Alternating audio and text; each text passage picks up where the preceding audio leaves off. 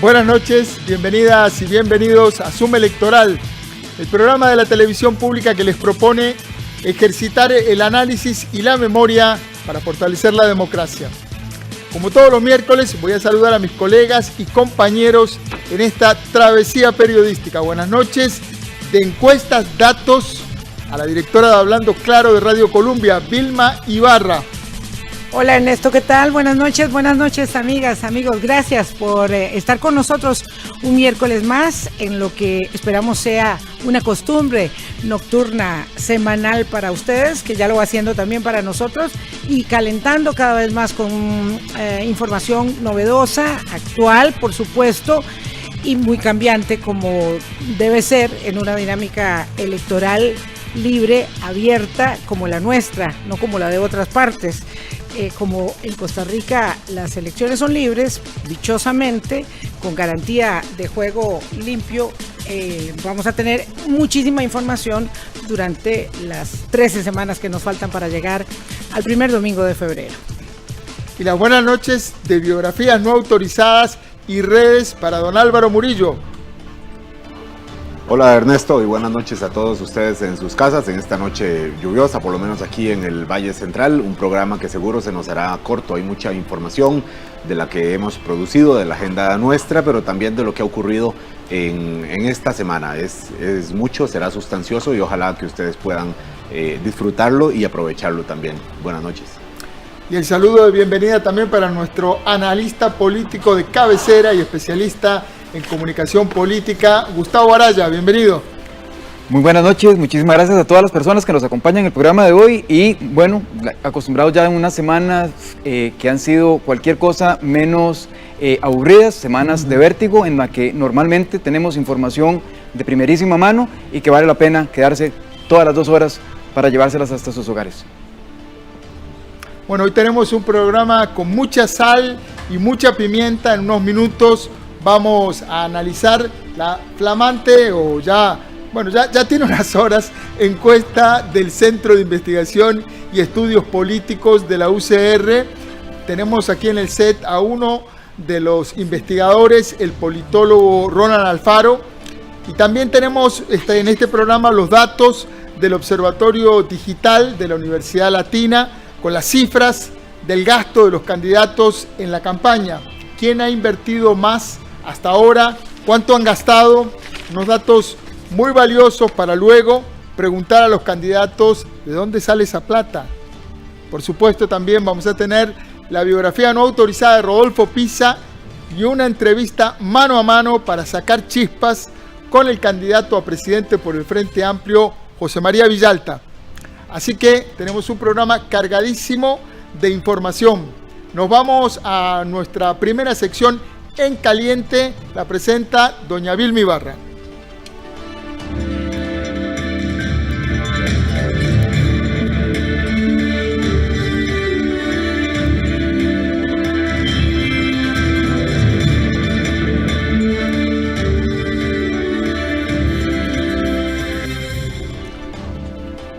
Esta madrugada se dio a conocer la última encuesta del Centro de Investigación y Estudios Políticos de la Universidad de Costa Rica, encuesta que, entre otros aspectos, porque es muy vasta, es amplia, en seguimiento a la periodicidad con que los estudios de opinión pública de esta casa nos van refiriendo el pulso de la actividad político-electoral, nos traen datos muy relevantes que por supuesto estamos obligados a observar de manera comprensiva, no completa, pero comprensiva en los aspectos más importantes, esta noche con Gustavo Araya, Ernesto Rivera y por supuesto con nuestro invitado, el doctor Ronald Alfaro, que coordina todo este proyecto de investigación científica social que es tan determinante para el pulso de la campaña. Ronald, muchas gracias por aceptar nuestra invitación. Muy buenas noches.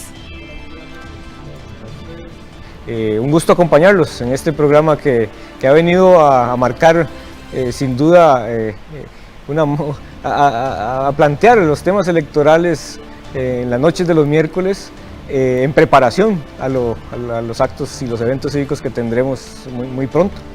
Pues esperamos que ustedes nos acompañen desde CIEP UCR y también en tu calidad de conocedor, de analista del programa de Estado de la Nación, que podamos estar en contacto permanente durante todo este largo tiempo que nos llevará probablemente hasta abril, muy probablemente. Esa es una de las cosas que la encuesta confirma, y vamos a observar algunos de los gráficos. Ernesto, nuestro director, escogió algunos de ellos porque queríamos ver todo, pero era bastante complejo.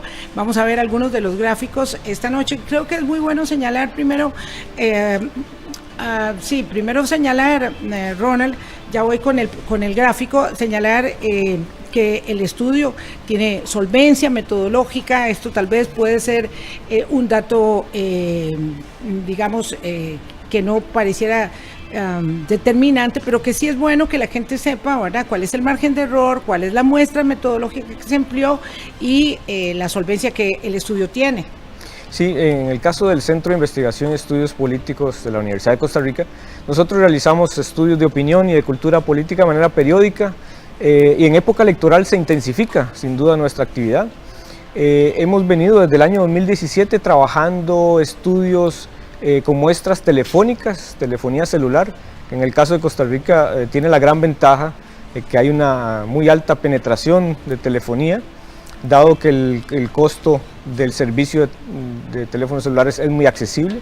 Entonces es muy fácil diseñar, digamos, pareciera muy complejo, pero resulta muy sencillo diseñar una muestra telefónica, ¿verdad? Porque es de escoger una cantidad de números y empezar a llamar, ¿verdad?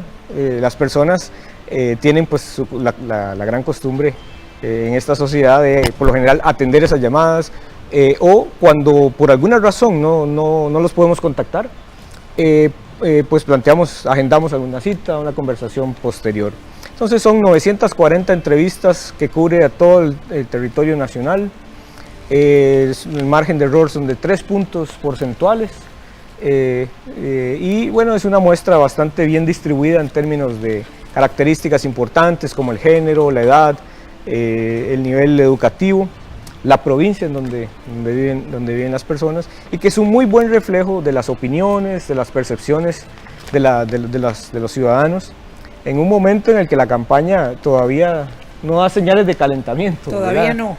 Sí. Vamos a ver el primer gráfico que nos presenta el Centro de Investigación y Estudios Políticos de la Universidad de Costa Rica esta noche, y es lo que, bueno, comúnmente nosotros llamamos la carrera de caballos. Es una carrera incipiente, por supuesto, donde el 48% de las personas, Ronald, están decididas, pero son más las que no se han decidido aún, y me gustaría que hicieras una referencia a este gráfico para que pudiéramos comentar con Gustavo Araya lo que pudiesen considerarse los hallazgos más significativos. Sí, pues si algo caracteriza a la campaña electoral en este momento, nuevamente es el tema de la indecisión, ¿verdad? El grupo más numeroso, el grupo más grande, en este momento más determinante de la contienda es el de las personas indecisas, que en este caso en particular y con los estudios que nosotros hacemos, no son personas que estén dudando de ir a votar, ¿verdad? Estas son personas que ya han reafirmado bajo una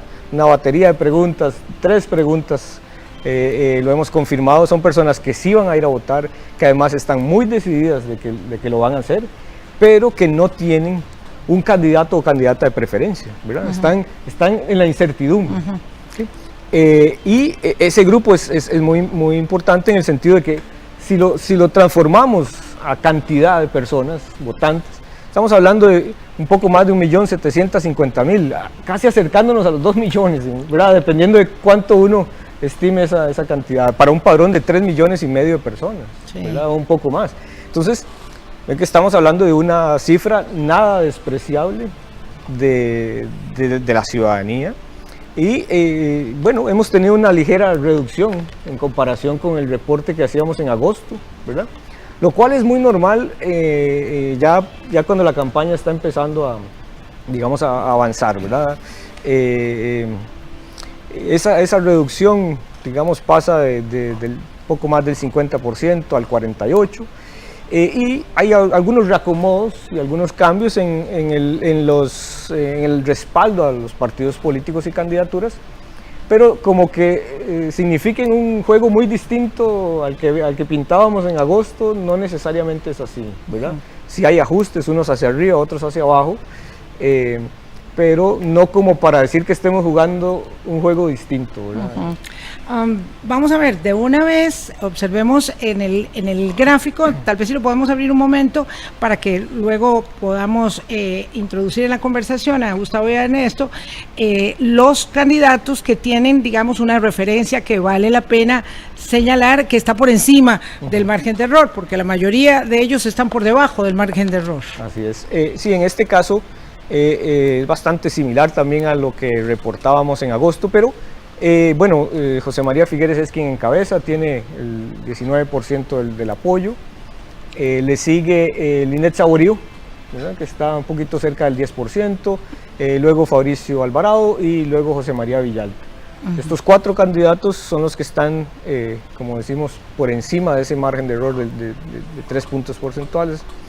Y en algunos de estos casos, en todos ellos hay algunas ganancias, ¿verdad?, de mayor apoyo, y después de ellos ya ahí sí se nos hace la lista muy larga de varias candidaturas en las que los respaldos, digamos, son muy bajos, y algunos de ellos no han tenido cambios significativos con respecto a agosto. Pueden ver este cuadro donde tenemos digamos 2% para abajo, una gran cantidad en este y en el siguiente cuadro también que podemos colocar, que todos ellos están para abajo, pues obviamente de los 2 puntos, debajo del margen de error. Gustavo Araya, con tu enorme experiencia en la lectura de estos estudios de opinión pública, ¿qué nos dice a estas alturas de la campaña este gráfico respecto de las preferencias del electorado?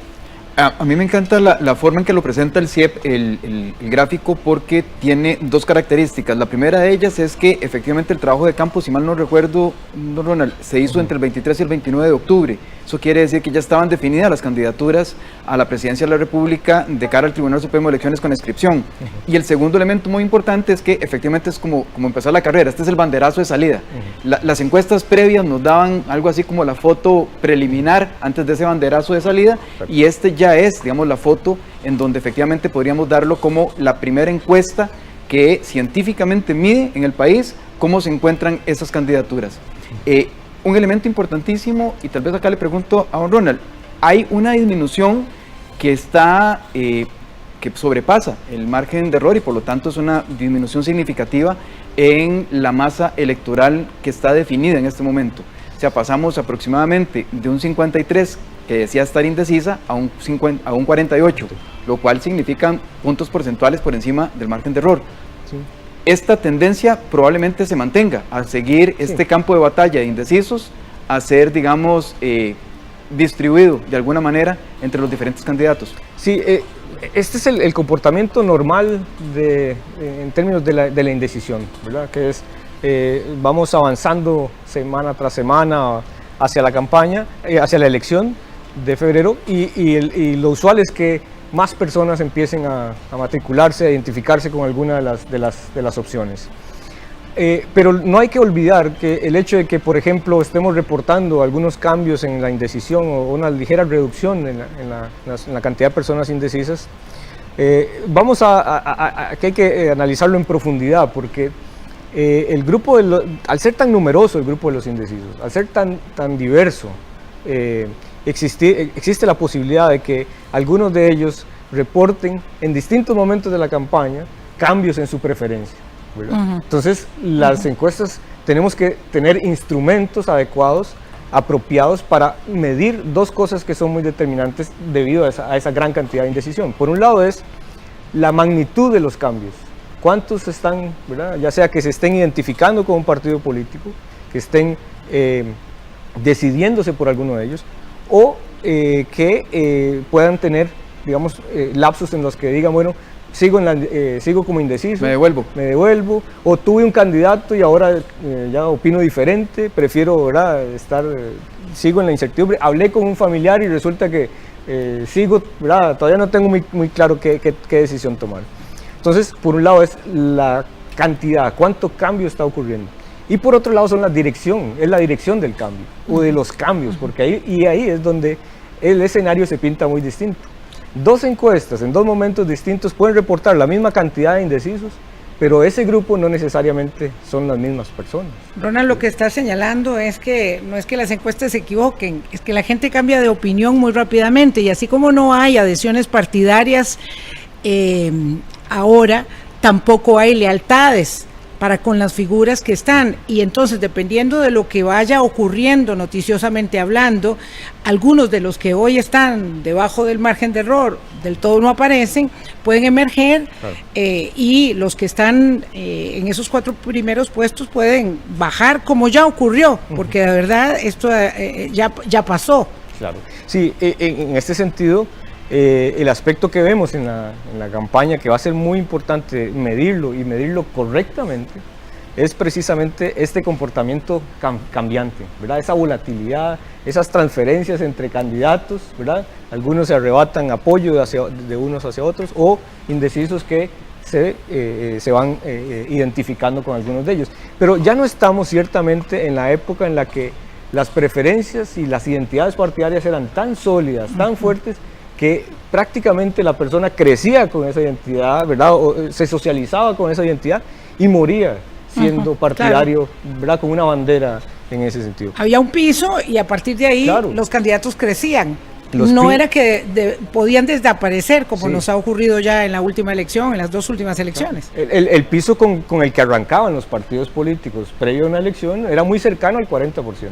¿Verdad? Entonces lo que necesitaban eran arrebatarle, ¿verdad?, un poco a su contrincante respaldo que le garantizara el triunfo.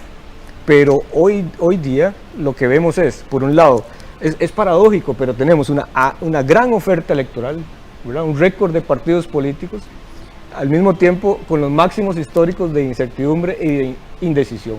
¿Verdad? ¿Cuánto está por escribirse de esta historia? Todo, don Ernesto. De esta historia todo, y volvemos al axioma futbolístico que mencionamos la semana pasada: no se repartan nada porque nadie tiene nada seguro. Lo que sí me da la impresión, y quería preguntarle a Ronald, si bien la foto es la misma, hay algunos que podrían salir un poco mejor peinados en esta foto que en la anterior. Cuando hablo de foto, hablo de la encuesta anterior del CIEP. Hay candidatos, estoy viendo por ejemplo aquí que José María Villalta, que hoy lo tenemos en entrevista aquí más tarde en unos minutos, duplica, pasa de tener un 2% a un 4%, lo cual podría ser una muy buena noticia para ese grupo o para las personas que simpatizan con esas ideas. Y otro fenómeno que me llama mucho la atención es el 2% con el que aparece Welmer Ramos, que es el oficialismo, y aparece por debajo de la mirada del radar. Está fuera del margen de error. Sí. Entonces, las noticias, si bien la foto es la misma, hay variaciones. Hay gente que está avanzando, que parece que al anunciarse, al confirmarse quién es el candidato, da una señal para arriba, y otros que al confirmarse quién es el candidato, caen. ¿Cómo lo ve usted, don Ronald? Sí, estos son los ajustes propios de una campaña, de una campaña que está en sus, digamos, sus primeros cartuchos se están, digamos, gastando ahí. Y es un comportamiento, ¿verdad?, bastante natural y normal. El hecho de que la reducción de los indecisos también es un aspecto importante ahí, y que algunos de ellos, otra vez, puede ser que ya se estén empezando a matricular, empezando, ¿verdad?, a explorar las alternativas, las opciones. Ya algunos eventos y acontecimientos se han venido desarrollando, todavía muy preliminarmente, pero lo cierto es que hay algunos acomodos y ajustes. Como decía hace un rato, los acomodos no son tan grandes en términos de decir, bueno, es que ahora sí la campaña está entrando en otra etapa, no, ¿verdad? Pero ciertamente sí tenemos algunos, digamos, que salen gananciosos en esta circunstancia, y claramente la encuesta lo señala o lo retrata, ¿verdad? Y por otro lado hay otros que, bueno, siguen estando muy pegados a la línea de salida. Sí, ¿verdad? todavía no arrancan. Vamos a ver, ciertamente la mitad del electorado no se ha decidido en cuanto a por quién va a votar, pero sí tienen mucha claridad de cuáles son las cualidades, las condiciones que quisieran ver en el candidato o la candidata. Y yo quisiera que pusiéramos el otro gráfico para observar entonces cuáles son, digamos, esas condiciones, ese perfil.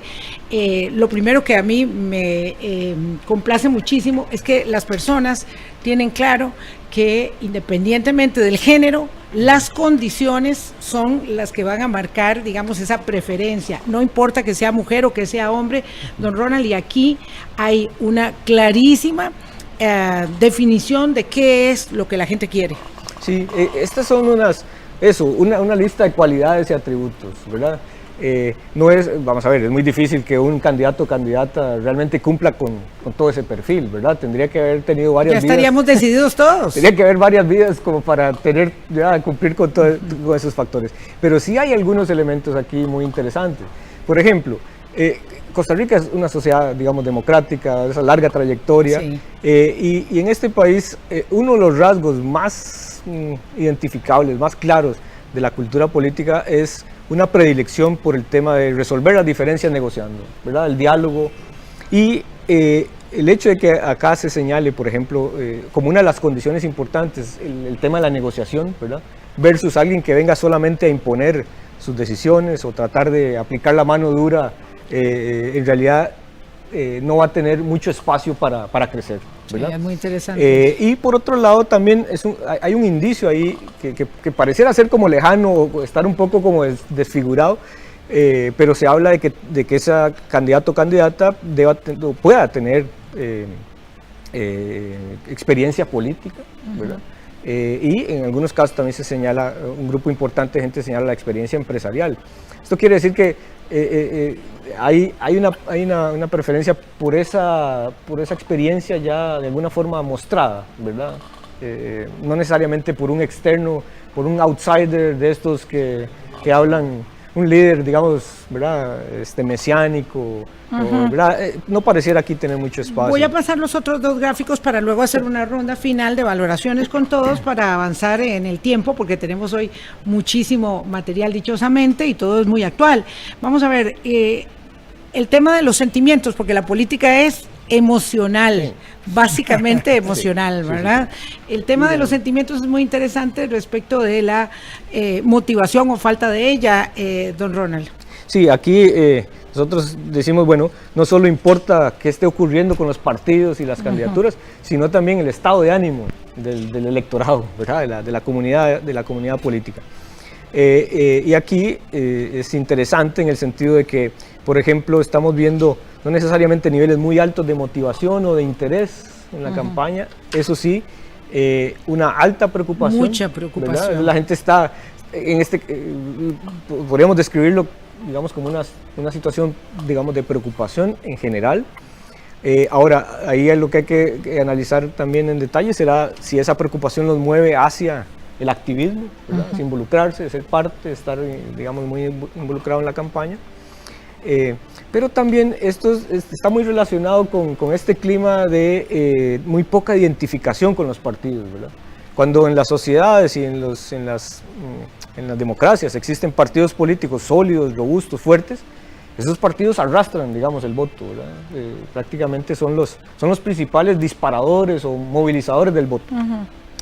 Pero cuando los partidos como los nuestros están dando señales de un debilitamiento muy importante, más bien estamos en un escenario en el que un panorama de tantas opciones políticas desorienta a las personas, claro, ¿verdad? Como que las desubica.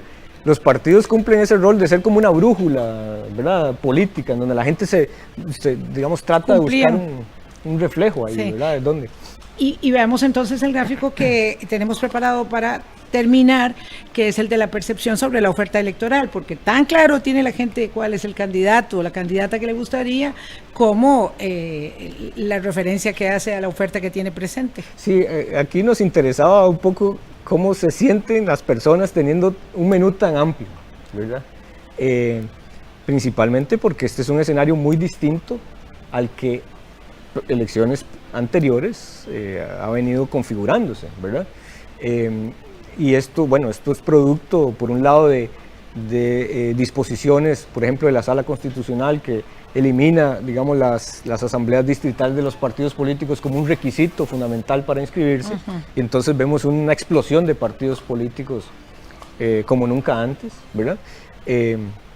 Y eso hace que la gente, como decía ahora, se empieza a preguntar, bueno, pero este partido ¿cuál es? ¿Verdad? ¿Este candidato con qué? ¿Dónde lo ubico? ¿Verdad? ¿A dónde lo encuentro, digamos, con claridad? Y eso hace que las personas, cuando les preguntamos, ¿usted se siente cómodo teniendo tanta oferta? Y dice, bueno, no, en realidad no me gusta tener tantas opciones de dónde escoger, ¿verdad? Ahí como que hay un sentido como de decir, bueno, está bien que haya opciones, pero no Está tanto. bueno el culantro, pero no tanto. No tanto. Gustavo, ¿cuál es tu reflexión final sobre estos indicadores que nos muestra el Centro de Investigación y Estudios Políticos en la última encuesta? A mí lo que me parece es que efectivamente esta es la encuesta del banderazo de salida, muestra cuál es el estado de situación de la población costarricense, una mayoría de la población que ya empieza a definirse, pero que sin embargo hay un buen grupo, prácticamente la mitad de las personas que todavía se manifiestan indecisas. Eso, digamos, toca a los partidos políticos hacer un análisis pormenorizado del perfil de estas personas, porque son personas que en conjunto con las que ya están definidas también nos están dando mensajes muy claros. Lo primero, hay una altísima preocupación. No estarían tan preocupados, creería yo, si efectivamente se viese una oferta electoral no solamente más pequeña, ¿verdad? Porque hay una molestia, digamos, de alguna manera incomoda, preocupa que efectivamente esa oferta electoral sea tan grande, porque primero dificulta la toma de decisiones, pero segundo, crea un ruido, probablemente un ruido publicitario, un ruido propagandístico muy alto, en donde no logran diferenciarse uno de otros candidatos, y lo que nos está teniendo la población ahorita en este momento, lo que nos está diciendo es, estoy muy preocupada por esto que estoy viendo, ¿verdad? Y con un nivel de desmotivación y un nivel de poco interés como el que muestran, efectivamente los partidos políticos, todos la tienen difícil, pero especialmente los que vayan punteando, porque quedarse, o sea, llegar es complicado, pero quedarse en esas primeras posiciones es todavía más. Don Ernesto, ¿habrá segunda ronda? Habrá segunda ronda casi seguramente, según los datos del CIEP, aunque en política todo puede ocurrir. Pero me parece, para mí, de estos datos, lo que yo saco, y ojalá don Roland pueda tirarnos algunas líneas sobre el cierre, es que la mayoría de la gente, cuando ve el perfil, y el perfil ideal, habla de una persona con experiencia política, con trayectoria empresarial, negociador, y sobre todo, el 92% es el dato más claro, que represente un cambio. Sí. ¿Quién encarnará el cambio? ¿Quién logrará enamorar a ese grupo de indecisos? ¿Quién podrá olfatear la dirección del viento? ¿Y quién será capaz de no meter la pata? Porque estamos en redes sociales, ya vimos, ahora más tarde vamos a analizar un poquito de publicidad electoral. ¿Quién será capaz de interpretar correctamente las señales y aparecer como la persona del cambio? Sobre todo cuando los temas cruciales, los temas determinantes no están en la mesa de debate en este momento, y estamos yendo por la tangente con asuntos que la encuesta también refiere muy claramente, como la vacunación obligatoria, la disciplina y el convencimiento de la ciudadanía respecto de que esto que hemos pasado como medidas restrictivas era necesario pasarlo. Todo eso viene también en la encuesta. Ronald, muchas gracias. ¿Para cuándo viene el próximo estudio? Bueno, tendremos una a finales de este mes, finales de noviembre, y también hacia mediados de diciembre, justo antes de irnos de la tregua navideña. Nos volvemos a encontrar entonces. Muchísimas gracias a Ronald Alfaro del Centro de Investigación y Estudios Políticos de la Universidad de Costa Rica. Esto es En Caliente. Vamos a pausa y regresamos.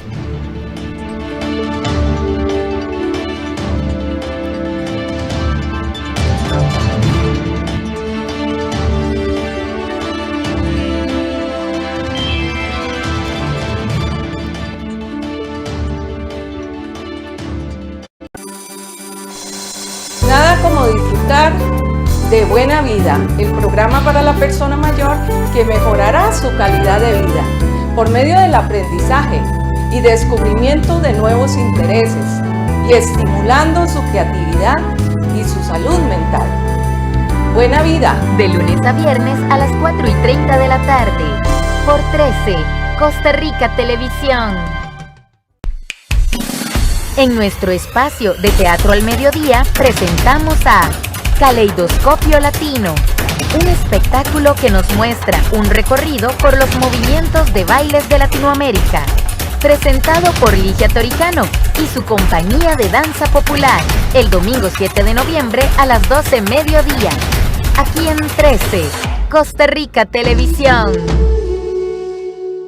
Esta semana en Nuestra Hermana Toto. Quiero ganar tanto dinero como los hombres. Hay una regla básica. ¿Cuál es? Tener un producto para vender. Una pregunta.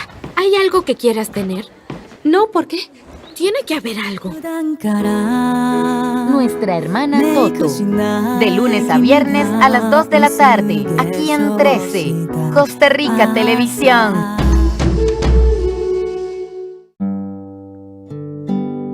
Fue en aquel 20 de julio del 69, el día que yo me decidí. ¿Por qué es que una quiere ir a la luna? Mi sueño era ser cantante. Amar era mi delirio, cantar era mi pasión. Hoy ya nadie nos puede parar, hoy que nadie nos venga a frenar. Hoy ya nadie nos puede parar, hoy que nadie nos venga a frenar. Hoy ya nadie nos puede parar, desafiante que nadie va a llegar a frenar. Hoy ya nadie nos puede parar, desafiante que nadie va a llegar a frenar. Hoy ya nadie nos puede parar, desafiante que nadie va a llegar a frenar. Hoy ya nadie nos puede parar, desafiante que nadie va a llegar a frenar.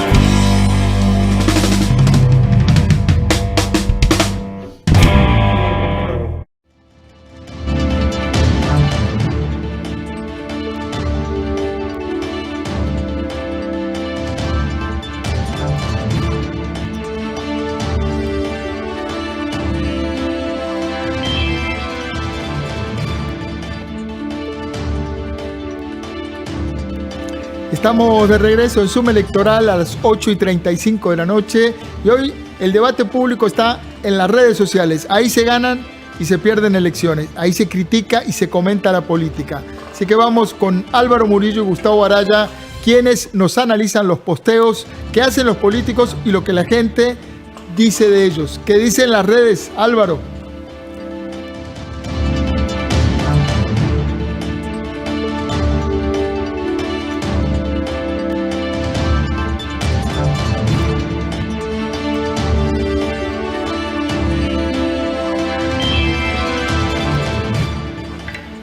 Justamente, Ernesto, después de esta entrevista sobre la encuesta, esto que decía Gustavo, de lo importante de cuidar el caudal que se tiene, no solo de ganar nuevos seguidores, sino de cuidar el caudal. Y esto, por supuesto, es un cálculo que tienen las estrategias.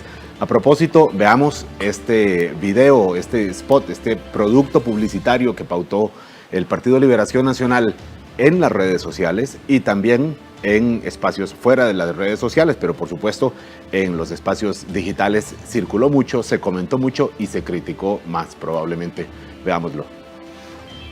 No circules hoy, no circules mañana, no circules el miércoles, no circules si sos par, no circules si sos impar, no circules nunca, no abras tu gimnasio, no abras tu parque, no abras tu consultorio, no abras tu peluquería, no abras tu negocio, no dejes a nadie entrar, no hables, no opines, no te quejes. Necesitamos trabajar, pasemos de restricción a liberación. Usted merece ganar, Costa Rica merece ganar. Este es un producto, valga la repetición, producido, y por eso quiero incluso reafirmar y redundar en eso. Fue pensado, no es un comentario de 4 segundos, es parte de una estrategia publicitaria y por tanto conviene el criterio desde la estrategia política. Gustavo Araya, ¿por qué lo criticaron tanto? Hay dos elementos fundamentales, Álvaro, y quienes nos escuchan y nos ven, que son importantísimos en este caso. El primero de ellos tiene que ver con los elementos, digamos, sustantivos de la información. Lo que se está dando es, y de acuerdo con los estudios del CIEP, nos están diciendo que la población está altamente preocupada, que está desmotivada y que tiene un bajo interés. Eso significa que seguir redundando bajo contenidos que sean igualmente negativos, lo que hace es traer más negatividad a la población. Esto aumenta la crítica, aumenta el malestar, más bien no se ve esperanza, no se ven cosas positivas. Y en segundo lugar, en términos de lo que podríamos llamar la técnica de comunicación política, cuando hablamos de, por lo menos en ese comercial, se menciona unas 10 a 15 veces la palabra no. Eso, en términos políticos, en comunicación, es prácticamente casi un pecado. O sea, lo que estamos haciendo es el llamado al voto, lo que estamos haciendo es tratando de sostener una votación, tratando de incrementar el número de personas que se nos adhieran. Decir tantas veces no, incluso hasta psicológicamente nos afecta, y esto desde el punto de vista de comunicación política es prácticamente, digamos, un pecado. Uno de los puntos que comentaron sobre este spot es, número uno, la ausencia del candidato presidencial, por supuesto. Pero luego, visto a la luz de los datos que ustedes estaban comentando hace poco de la encuesta, en donde solo 1/3 de la población considera que no han sido útiles o no han sido convenientes o no han sido necesarias las restricciones sanitarias, parece que el producto se dirige a un público muy pequeño, Gustavo, ¿podemos verlo así?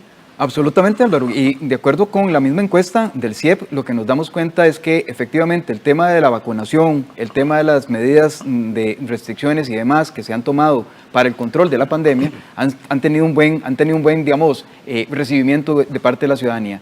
Esto hace, de nuevo, que el llamado sea para un público muy pequeño, para un público que además probablemente ya está adherido a las versiones, a las distintas opciones que han criticado estas políticas públicas y, digamos, está en disputa, ¿verdad? Es ir a disputar precisamente un mercado muy pequeño y un mercado que además es negativo. Entonces, desde el punto de vista estratégico, es, digamos, en términos reales, lo que podría llamarse que es una aberración. Bueno, hubo sectores que les pareció bien, por supuesto, porque es parte de la dinámica usual de las redes sociales. Hubo otros que no. Hubo algunas voces, incluso autorizadas, relacionadas con el Partido de Liberación Nacional, que lo criticaron de manera abierta. Razón de más cuando hablamos de una figura como María Luisa Ávila, que posteó esto que vamos a ver en breve, y ella además como parte del personal sanitario, por supuesto, que atiende la pandemia. Lo que dice María Luisa Ávila es, ¿y qué hará? Suponemos que hará Figueres, si durante su eventual gobierno surge una variante que la vacuna no cubre. Politizando la salud no se hace ni buena salud pública ni buena política. Gustavo, lo que pasa. No habría mucho más que agregar a lo que señala doña María Luisa Ávila, porque efectivamente cualquiera que llegue al gobierno, si ha estado criticando precisamente estos no, que pone entre comillados, ¿verdad?, que lo pone y destaca la publicidad, precisamente va a tener que tomar medidas. Entonces, esas medidas también serían efectivamente contraproducentes para su propio gobierno. Es una aberración en ese sentido desde el punto de vista discursivo y eventualmente esto lo único que hace es generarle mayor cantidad de opiniones negativas en las redes sociales, en la comunicación, de nuevo, en momentos en que la población está buscando precisamente dejar de preocuparse tanto o buscar quién le baja las preocupaciones y cómo hace para motivar más bien a las personas a ir a votar. Esto es un desmotivante, ¿verdad?, en todo caso, para asistir a las urnas. Es sin duda un elemento que circuló muchísimo. Hay comentarios, hay retweets que se llaman en esta red social, lo cual queda la pregunta para hacerse, si el hecho de que se mencione mucho y se reproduzca mucho realmente está favoreciéndose a la fuente de origen o al objetivo de ese anuncio. Pongámoslo en signos de pregunta por no rechazarlo a portas, ¿verdad?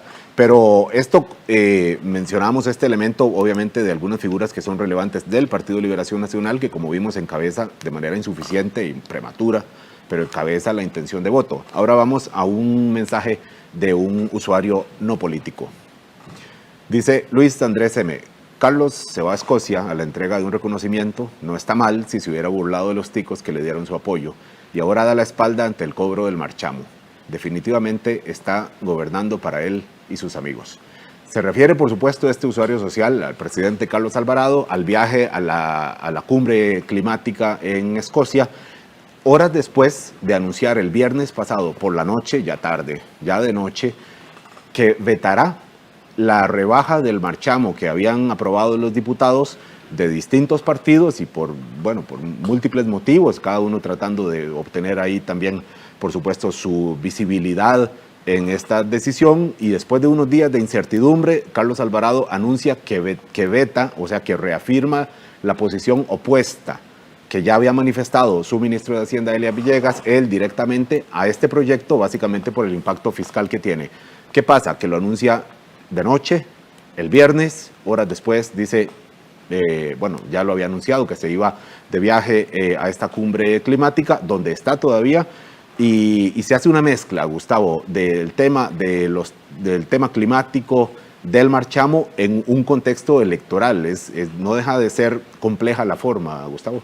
Sí, aquí el tema eventualmente, digamos, tiene las dos caras. La primera es la no planificación de la comunicación por parte del gobierno y la no planificación, por ejemplo, del ejercicio de lo que tiene que tomarse en términos de las medidas de las políticas públicas. Haber tomado una decisión muchísimo más temprana, muchísimo más clara, antes de haber precisamente salido hacia la cumbre, hubiese, digamos, facilitado por lo menos o aminorado un poco la crítica de la población. Lo otro es que efectivamente se está asentando un discurso, una narrativa dentro de la población, y esto también fue obvio, no solamente entre algunas de las personas que lo tuitearon, sino también otras que pusieron otras manifestaciones de carácter similar, en donde se nota que la narrativa que se quiere hacer, digamos, ver en este caso, es prácticamente demostrar que Carlos Alvarado ya está de salida, que ya tiene poca o ninguna preocupación por lo que sucede en el país, que está más interesado en puestos internacionales y que de alguna manera todo esto se convierte en una especie de fanfarria o de una especie, digamos, de fiesta con el erario público para llevar una delegación que incluso se dijo que tenía 75 personas y que en realidad solo 7 iban pagadas con fondos públicos. Entonces aquí están las dos caras de la moneda que efectivamente en un mal timing, como sería una campaña electoral, están enfrentadas y efectivamente terminan de complejizar la situación nacional. Tengo que decir que escoger este tuit sobre el tema del marchamo me tocó buscar en algunos que se pudieran presentar en este horario en la televisión pública, porque ciertamente hay una carga de virulencia, de palabras que, insisto, sería bueno mejor no presentarlas aquí en un programa. Ojalá que nos estén viendo además menores de edad, adolescentes, y entonces buscamos un tuit que represente estas posiciones, pero que deje por fuera también estos sentimientos de rabia, digamos, de algunos sectores o de intolerancia incluso, o de una crítica mucho más fuerte contra el presidente Carlos Alvarado. Esto es parte de lo que se discute en las redes sociales, una parte muy pequeña, porque es muchísimo, como veremos en el estudio, en el monitoreo que hace este centro de la Universidad Latina y que veremos en breve aquí en el Zoom electoral.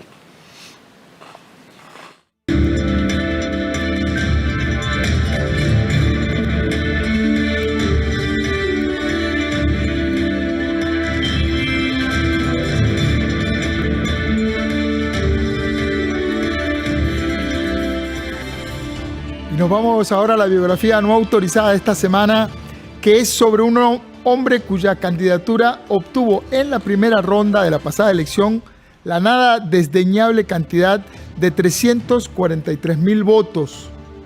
Luego, en la segunda ronda, cuando Carlos Alvarado resultó electo, protagonizó una ruidosa ruptura con el partido que lo impulsó como candidato y participó del gobierno del PAC como ministro de la presidencia.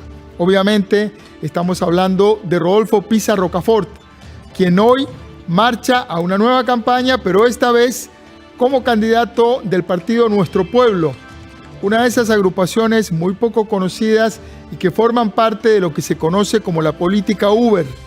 Esas agrupaciones que casi no tienen estructura histórica y que parecen más que nada vehículos electorales. Vamos a ver la biografía no autorizada de Rodolfo Pizza.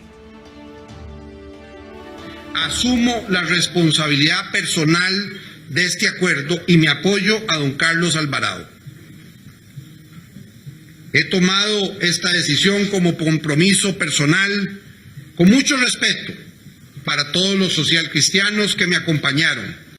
Presidente, Dejo el gobierno cuando estoy convencido que llevará la nave La Patria a la meta que acordamos alcanzar entre todos. No deje que lo desvíen del camino. Mantenga la dirección, su talante personal y logrará ver los primeros frutos de su esfuerzo a partir del 2020, pero sobre todo cuando celebremos el bicentenario de la patria en el 2021. En el último día de Rodolfo Pisa al frente de un cargo político, el 29 de julio del 2019, el abogado dejaba de ser el escudero del presidente Carlos Alvarado y muchos pensamos que daría la pelea para volver a ser candidato del partido Unidad Social Cristiana. En las elecciones del 2018, Pisa no había acabado mal. Logró un honroso cuarto lugar con el voto de 343,000 costarricenses, a pesar de la polarización entre los dos candidatos que pasaron a la segunda ronda y a pesar también de ser el Partido de Unidad Social Cristiana un partido aún convaleciente después de los escándalos del 2004. Le resultó bien en esas elecciones la imagen de hombre experimentado y sesudo, hombre de misa, que también dejaba espacio para dichos ocurrentes o escenas como aquella del enjuague bucal cuando sacó un Listerine para tratar de callar en un debate televisivo a un rival directo suyo. Aquí le traje su enjuague para que se enjuague la boca antes de volver a hablar de mí. Y sobre todo para que no siga mintiendo. Porque usted viene a mentir aquí, a decirle que yo quité las pensiones del régimen de parálisis cerebral profundo cuando más bien las aumenté. Y yo lo reto a que usted ponga los números y los analice. Pisa puso ese capital electoral a disposición del Partido Acción Ciudadana un mes antes de la segunda ronda que llevó a Zapote a Carlos Alvarado, con Pisa como ministro de la presidencia. Pese al rechazo amplio de autoridades del Partido Unidad Social Cristiana que le recomendaron no aliarse y tener paciencia para un triunfo probable en el 2022, Pisa escogió el camino corto a la primera línea de poder.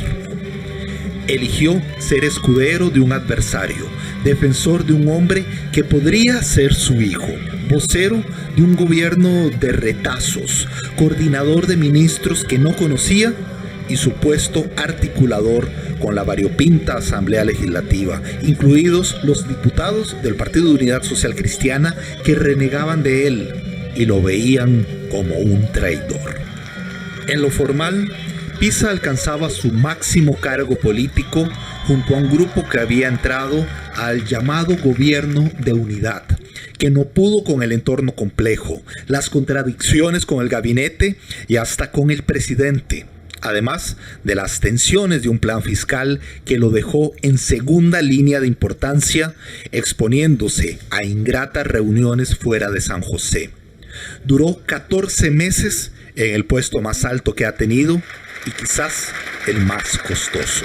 Se unió con valor y se comprometió y se sacrificó. Adelante, dijo, con una tarea. Y no solo lo hizo en una materia electoral, sino que lo hizo desde el gobierno. Pisa descartó por el momento tener como aspiración política la presidencia de la República. Siendo candidato a caballero, acepté ser escudero. Ser soldado de un gobierno de unidad nacional es tan honroso como ser su general. Decía, como justificando la debilidad de su liderazgo a pesar del puesto que tuvo. Se fue por la puerta del lado con un discurso en que mencionaba, cómo no, las sinfonías de Beethoven, citas de Víctor Hugo, de Churchill y la historia de Magallanes con su truncada vuelta al mundo. Sus críticos dicen que peca de elevado y que los dichos pueblerinos son solo atajos para aparecer que baja de las nubes. También dicen que no necesita nadie que lo asesore, pero no porque todo lo sepa, sino porque no los escucha. Es terco, obstinado y de fácil enojo, pero pertinaz en su afán por llegar a ser caballero, según sus palabras. Dirigentes actuales del Partido Unidad Social Cristiana aseguran que él llegó a arrepentirse de aliarse con el Partido Acción Ciudadana. Ahora lo intenta de nuevo, pero las puertas del Partido Unidad Social Cristiana nunca se le volvieron a abrir. Tras un frustrado nombramiento en un cargo diplomático en Washington, Pisa volvió a sentirse con capacidades de líder y corrió a buscar un vehículo prestado o un taxi. Ese taxi se llama Nuestro Pueblo y huele a nuevo. Es de la camada de agrupaciones recién hechas que alteran aún más el sistema de partidos y, como la mayoría de candidatos presidenciales, lleva la doble postulación. Si no presidente, diputado por San José. Claro. Entonces volvemos a tener en la papeleta presidencial a Rodolfo Emilio Francisco Manuel de Jesús Pisa de Rocafort, de 53 años, como lo tuvimos en 2014, cuando sustituyó a Rodolfo Hernández en el Partido Unidad Social Cristiana, y como lo tuvimos en 2018, cuando se presentaba como el reconstructor del Partido Rojiazul. Ahora, sin embargo, tiene un pasado notorio y ya no cuenta a su favor la dirigencia que le queda al tradicional Partido Unidad Social Cristiana. Más bien, es su primer adversario. Asegura que tiene principios inamovibles. Yo no renuncio ni he renunciado jamás a la cruz de mi parroquia, dijo en aquel discurso de salida. Representa al pensamiento defensor del libre mercado y del Estado en pequeño. En la bandera roja y azul, él siempre fue más del azul que del rojo, más alejado de lo social y de las vivencias populares. Viene de nuevo el hijo del jurista Rodolfo Pisa Escalante, gestor de la Sala Constitucional y exmagistrado de la Corte Interamericana de Derechos Humanos, y de la española María del Carmen de Rocafort. Llega con su currículo donde sobresale el otro cargo político de relevancia que ha ejercido, el de presidente de la Caja del Seguro Social, justo antes de que detonara el escándalo de corrupción Caja Fitchel, que le valió a Rafael Ángel Calderón Fournier una condena judicial y al Partido Unidad Social Cristiana la ruina en 2004. Después fue magistrado suplente de la Corte Suprema de Justicia y durante el gobierno de Chinchilla Miranda fue parte del grupo de notables que propuso pasar la cantidad de diputados de 57 a más de 80. Era el 2013 y Pisa no se había aprobado nunca en las urnas, ni pensaba que uno de esos escaños podría tentarlo como lo tienta ahora, como opción B, sino A, para las elecciones de febrero.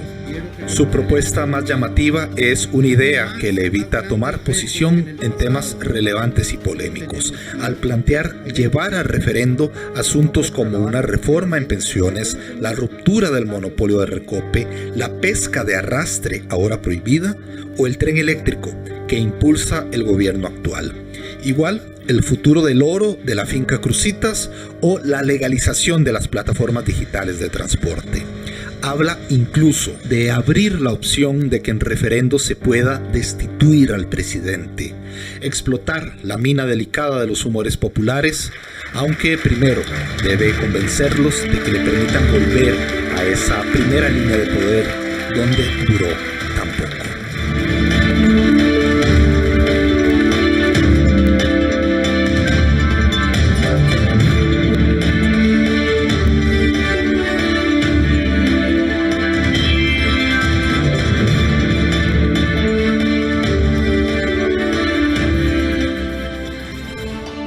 Definitivamente Rodolfo Pisa, un candidato con mucha trayectoria, pero que arranca prácticamente de cero con este partido que no tiene trayectoria y está, según la encuesta del CIEP, por debajo de la línea del radar, dentro del margen de error. Tiene una enorme tarea por delante y además está pescando en el estanque del socialcristianismo, de las ideas socialcristianas, un estanque que tiene varios pescadores tirando la caña sobre esa caudal electoral que va a estar bien disputado, Álvaro. Ernesto, usted vio el nombre de Rodolfo Pisa por ahí entre el montoncito de partidos pequeños por debajo del margen de error en la encuesta. Probablemente la mayoría no lo vimos. Ciertamente arranca con un apoyo muy bajo y le da firmeza a la pregunta de si el apoyo que tuvo hace 4 años Rodolfo Pisa era de él o era del Partido Unidad Social Cristiana, que en esta ocasión lleva como candidata presidencial a doña Linet Saborío, que aparece como segunda en intención de voto, ciertamente muy bajo, pero bueno, segunda posición, la candidata del histórico Partido Unidad Social Cristiana, que recordemos que ha venido en una recuperación después de los golpes, de los escándalos del año 2004. Y no olvidar, Ernesto, que también hay otro competidor de estas mismas aguas, Rodolfo Hernández, es candidato presidencial del Partido Republicano Social Cristiano, fundado por grupos afines o directamente por la influencia de Rafael Ángel Calderón, que fue por supuesto muchísimo tiempo quien manejó al Partido Unidad Social Cristiana. Entonces realmente la dirigencia o los sectores afines a las ideas o al partido o que recuerdan lo que significó esta agrupación en el siglo XX, pues en este momento probablemente se estarán planteando por cuál de estas 3 opciones, por no decir otras que pueden resultar afines en términos ideológicos, pero específicamente lo que tiene que ver con social cristianismo, ahí tienen Rodolfo Pisa, buscando también el respaldo de por lo menos este sector, un candidato que, como decíamos, tuvo una influencia muy importante al principio de este gobierno, por lo menos muy notoria. Lo importante puede ser opinable, pero sí muy notoria. Entonces, este es uno de los personajes de esta campaña electoral, captado aquí por la sección de la biografía no autorizada. Hacemos una corrección antes de ir al corte. Dijimos en la biografía que tiene 53 años y por respeto a los datos y también al candidato tiene 63 años. Ahora sí, mande a corte, Álvaro. Seguro que quizá quedó agradecido con el error, si no lo corregimos, 63 años. Vamos a corte y volvemos aquí al Zoom Electoral.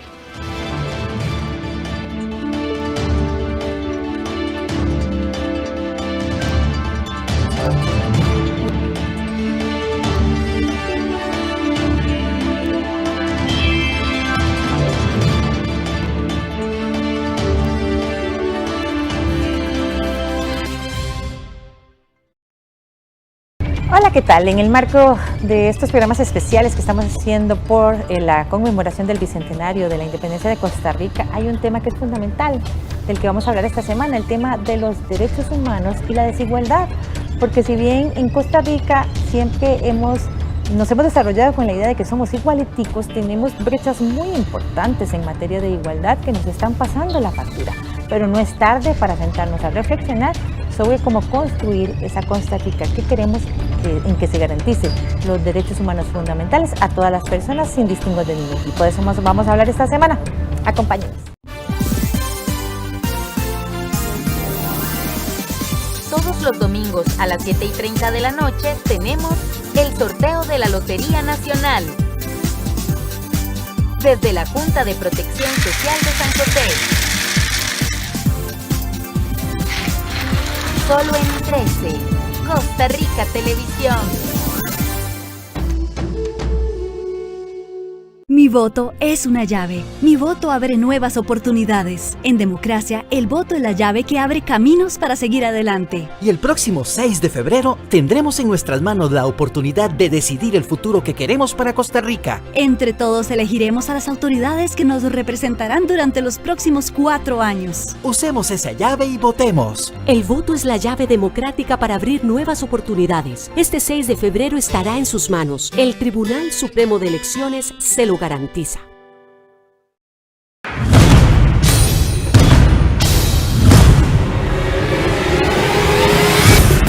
Desde Ecuador hacia los más diversos rincones del planeta. La Ruta de Enrique, los sábados a las 12 mediodía, aquí en 13, Costa Rica Televisión.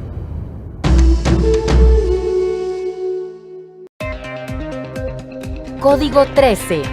Acceso a la tecnología. Los miércoles a las 9 de la noche, con repetición los viernes a las 11 de la noche, en 13, Costa Rica Televisión.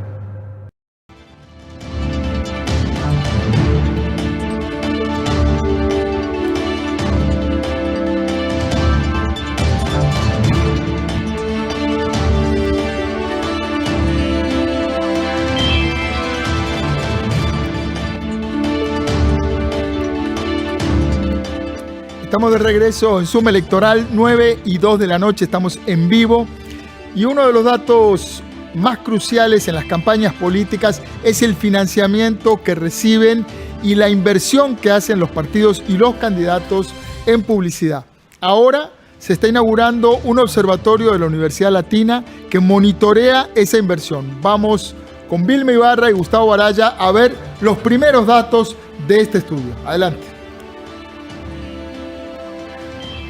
Sí, en efecto, vamos a compartir con el Observatorio Digital de la Universidad Latina información en esta etapa hasta cierre de año, cada 15 días, y posteriormente lo haremos cada semana cuando vayan suministrando más data respecto de cómo se va moviendo la percepción de la gente en las redes sociales respecto de los candidatos, con comentarios positivos y negativos, y también cuál es la inversión publicitaria que están haciendo, lo cual nos va a permitir como periodistas tener información muy certera para hacer consultas a su vez a los candidatos y a sus grupos políticos respecto de cómo y de dónde están obteniendo el financiamiento, cosa que evidentemente es de enorme interés público. En cuanto a los datos que emanaron desde este lunes, que es el segundo estudio del Observatorio Digital de la Universidad Latina, con quien, repito, establecimos esta alianza de conveniencia para el electorado. Vamos a ver cuáles son, con Gustavo Araya, las percepciones que tienen las personas que están moviéndose en redes sociales. Poneme, Carlos, por favor, el primer gráfico que tenemos ahí, comentarios positivos de los candidatos y cuáles son los que se reflejan más en las redes. Aquí podemos observar en esta gráfica de comentarios positivos el porcentaje de comentarios de los candidatos Linet Saborío, Fabricio Alvarado, José María Figueres, Eliezer Feinsack, Rolando Araya, Don Welmer Ramos y Rodrigo Chávez, y el resto, que son los candidatos que obtienen 14, engloba a todos los demás. Vamos a ver, este comentario tal vez visto así en positivo no nos da mucho margen, pero si lo vemos con los comentarios negativos, yo no sé si querés hacer alguna referencia a este, Gustavo, y luego vemos cuáles son los comentarios negativos y podemos compararlos. Sí, aquí el tema interesante es que la inversión en redes sociales tiene que tener un retorno, por decirlo así, ¿verdad? Toda inversión que se hace desde el punto de vista de redes sociales es propaganda, es publicidad que se hace desde los comandos de campaña de los diferentes partidos políticos y candidaturas. Y este es el resultado, esto es como la inversión, el retorno de inversión. Lo que yo invertí, cuánto me produjo esto, y lo que tenemos acá no es una encuesta, ¿verdad? Hay que tenerlo claro, estos son datos reales de todo el número de menciones que tuvieron las candidaturas durante un periodo dado, y doña Linet y don Fabricio son los que encabezan en términos reales, digamos, los que de alguna forma tienen mejor retorno de inversión, exactamente. Y los que peor retorno de inversión, y hay que decirlo, tienen en este caso, se trata de don Welmer Ramos y de don Rodrigo Chávez. Ahora veamos los comentarios negativos, vamos a ver cuánto de lo que se está invirtiendo realmente se está yendo por el tubo. Sí, porque en este caso, ¿verdad? No solamente vale la pena saber cuál es el retorno en positivo, sino que también hay un retorno negativo. Claro. Y ese sí se puede medir. Y esto es particularmente significativo en el caso de don Rodrigo Chávez, que está ganando muy poco y perdiendo bastante. Digamos que el saldo, ¿verdad?, de la inversión es un saldo que efectivamente, si tuviese que hacer una inversión de poner dinero en el banco, más bien, ¿verdad?, sale debiendo aún más, ¿verdad? En donde efectivamente, después de ver que tiene solo 7 puntos porcentuales de inversión de retorno en positivo, tiene prácticamente 10 veces eso en retorno negativo. Es el candidato, junto con don Welmer Ramos, digamos, por una distancia grande, pero son los candidatos que tienen, digamos, una mayor desventaja en términos reales de su estrategia. Esto significa que por cada vez que hablaron, en las 10 ocasiones que lo mencionaron, que dijeron algo sobre ellos, efectivamente en la mayoría de los casos se retornó, tuvieron comentarios altamente negativos sobre ellos. Y esto que, como bien diría Álvaro, no se trata de ver las palabras que utilizaron, ¿verdad? Solamente sabemos que son negativos. Y entonces uno podría también establecer no solamente la cantidad, sino también, digamos, la magnitud de la maledicencia que existe en redes sociales en este momento. Claro, eso quería comentar, que en efecto, digamos, los retornos negativos son muy elevados, mucho más elevados que los positivos. En general, yo señalaba el caso de Rodrigo Chávez porque es muy, muy revelador. Es el más notorio de todos. Es el más notorio, además ha tenido estos altibajos que ya hemos referido en algunos otros programas, pero que evidentemente en general esto muestra un universo que es muy, muy irascible, para el que hay que tener mucho hígado, que es el de las redes sociales. Y aquí hay dos elementos fundamentales, Vilma, ahora que lo mencionas, porque la semana pasada estuvimos haciendo referencia a este tema y de alguna manera cuando uno le preguntan el criterio, ¿verdad? La gente dice, bueno, ¿en qué se basa? Bueno, uno se basa en datos normalmente para hacer análisis y en este caso queda clarísimo, ¿verdad? La estrategia utilizada por Rodrigo Chávez le ha sido completamente contradictoria, ¿verdad? Y por el otro lado tenemos, yo quisiera ver pasar un poquito por alto el resto, que también todos tienen proporciones bastante negativas, pero doña Linet, ¿verdad? En particular, digamos que sale tablas, por decirlo de manera coloquial, ¿verdad? El porcentaje de menciones positivas y negativas efectivamente no le deja un buen resultado, y esto es, yo diría que parte ahorita reflejo de la misma campaña que ha desarrollado la señora Saborío. Claro, vamos a ver cuánto tiempo pueden permanecer, digamos, sin sentar posiciones respecto de los temas, porque claro, en este momento ella todavía no se arriesga, o su equipo de campaña no le permite arriesgar para plantear posiciones contundentes sobre un tema u otro. Entonces eso, vea que esta semana le pasó con lo del Consejo Nacional de la Producción, que tuvo que desdecirse. Y también le pasó con la participación del ICE en la construcción de obra pública. También, claro, entonces eso significa que ella tiene una enorme dificultad, o su equipo de campaña, para moverla de una zona donde puede aparecer neutra.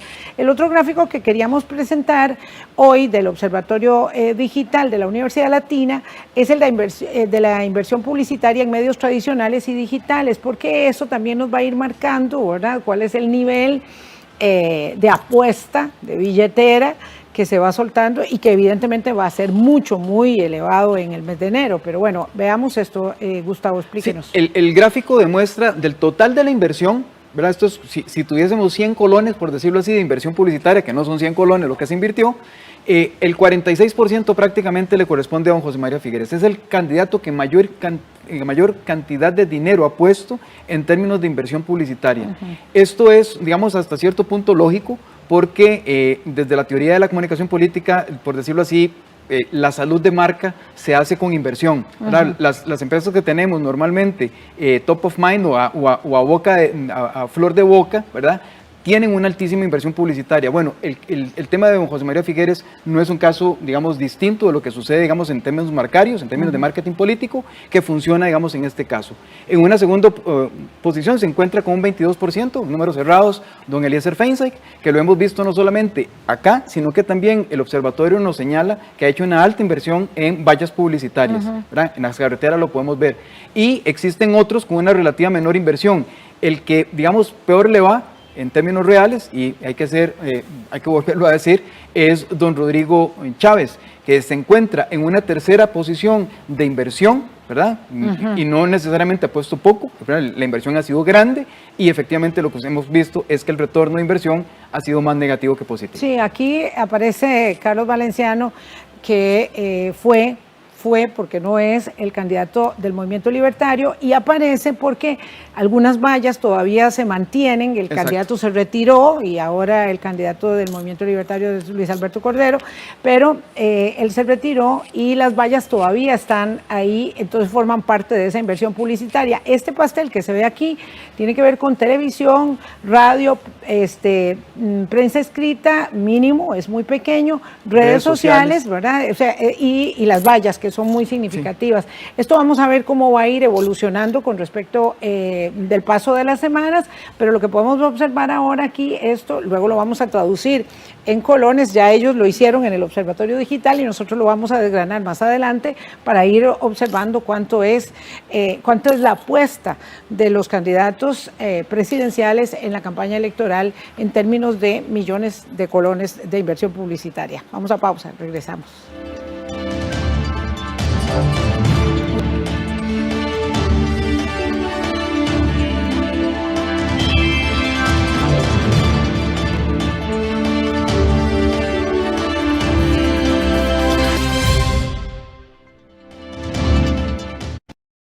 En conmemoración del Día de Enseñanza Especial, Documentales UNED presenta Escuela Fernando Centeno Güell. Conozca los objetivos, formas de trabajo y público meta de esta importantísima institución. jueves 4 de noviembre, 8:30 de la noche, con repetición, sábado 6 a las 5 de la tarde, por 13, Costa Rica Televisión. Esta semana en Economía Creativa, el cultivo legal de la hoja de coca le ha devuelto las esperanzas a un grupo de campesinos del Valle del Cauca en Colombia. La hoja de coca para mí es vida, espiritualidad, es alimento, es cultura, es medicina. Esta y más historias de éxito en Economía Creativa, domingo 7 de noviembre, 8:30 de la mañana. En 13, Costa Rica Televisión. Esta semana en Instinto Natural. Estoy acá porque amo correr.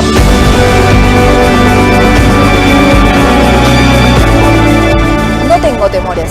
Sí sé que tengo síntomas de altura y que me tengo que cuidar. Tengo que hidratar bien. Los sábados a las 11 de la mañana y con repetición los viernes a las 9 de la noche. Aquí en 13, Costa Rica Televisión. Esta semana en La última misión del ángel, el amor. 연서야, 지금부터 내가 하는 얘기 잘 들어. 너 수호천사라고 알아? 사는 게 지옥 같다던 그 지옥에서 벗어나고 싶어졌어. Los sábados a las 3 de la tarde, aquí en 13, Costa Rica Televisión. Conducir rápido le hará llegar más pronto a los servicios de emergencias. Preferimos que llegue tarde a su destino, a que llegue herido al nuestro. Evite poner en riesgo su vida y la de los demás. Maneje sus emociones y su vehículo con responsabilidad.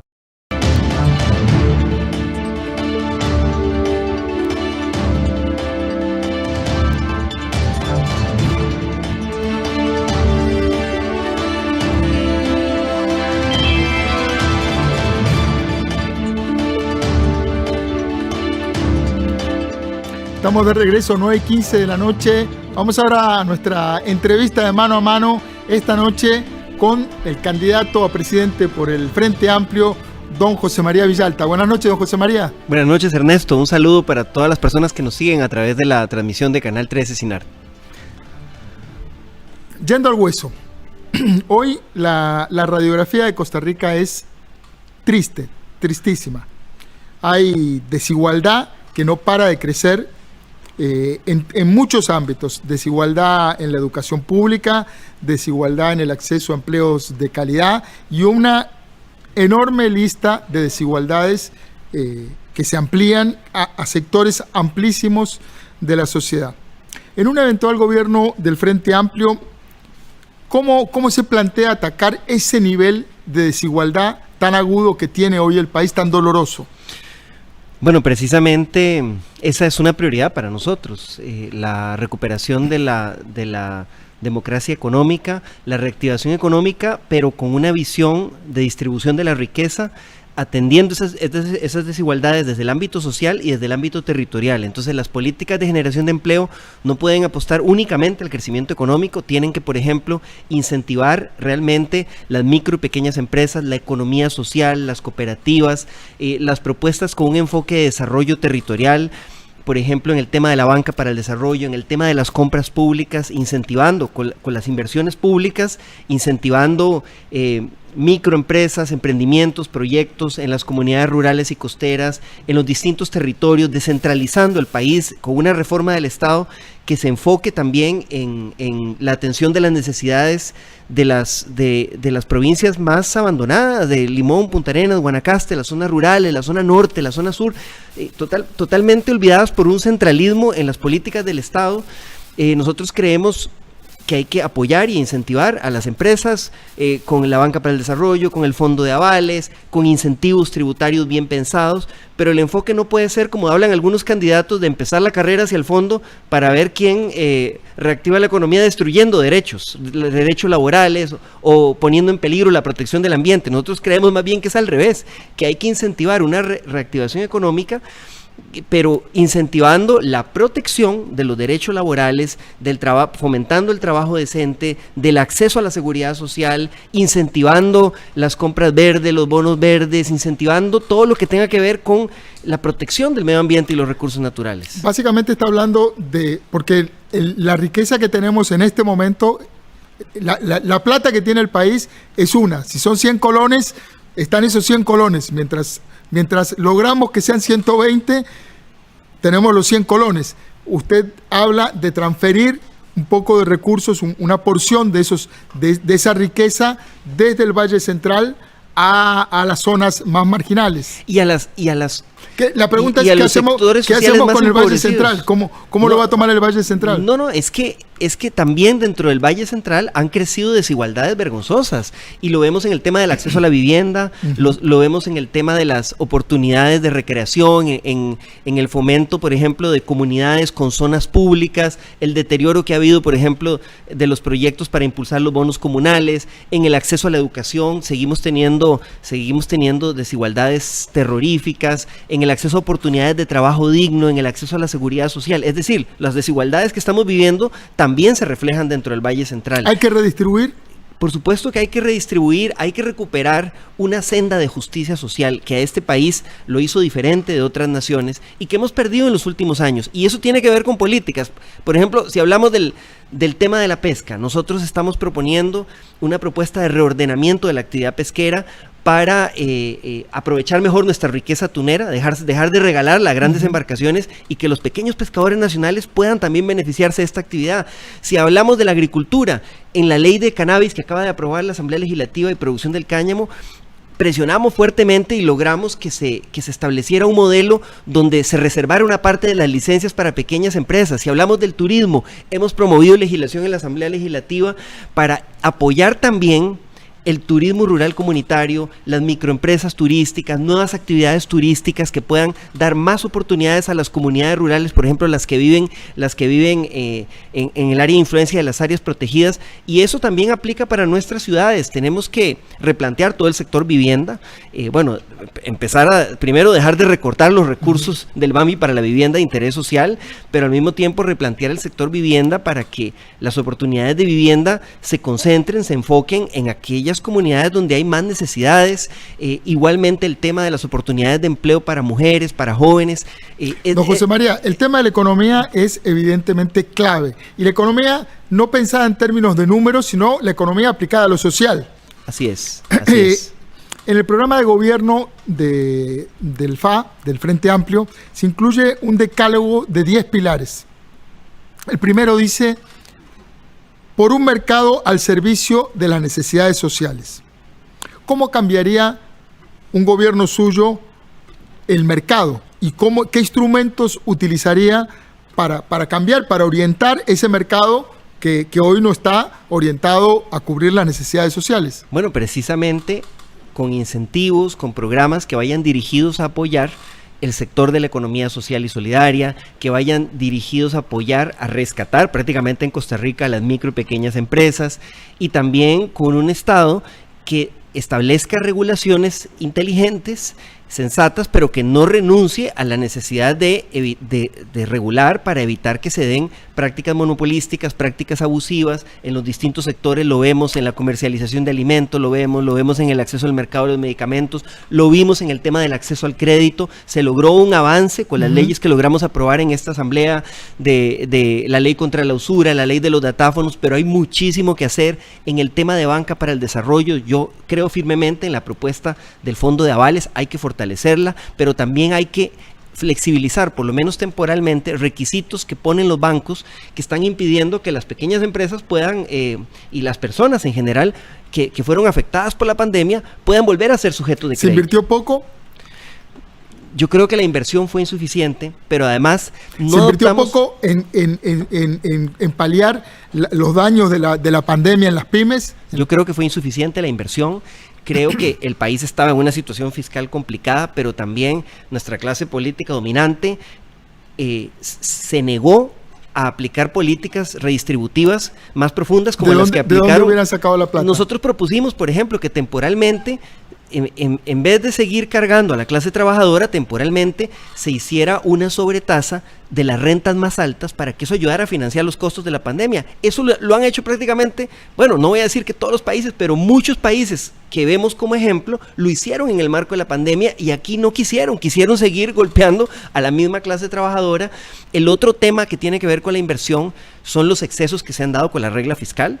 Es decir, hay una legislación que se aprobó con el plan fiscal del 2018 que busca contener el despilfarro del gasto público, pero hay excesos que son innegables, como la aplicación de la regla fiscal al gasto de capital, a la inversión pública. Estamos llegando al absurdo de que hay instituciones que tienen plata que es para obra, que se necesita promover la obra pública si queremos reactivar la economía, que no van a poder gastarla el próximo año. Estamos llegando al absurdo de que hay préstamos aprobados por el que el país está pagando comisiones millonarias, cuantiosas, que no se van a poder ejecutar por los topes de la regla fiscal a la inversión. Eso es un disparo al pie, eso es un absurdo. Bueno, entonces, don José María, sí hay cosas que podríamos hacer para invertir más y mejor. En el decálogo de pilares económicos también se propone un sistema tributario justo, sostenible y suficiente.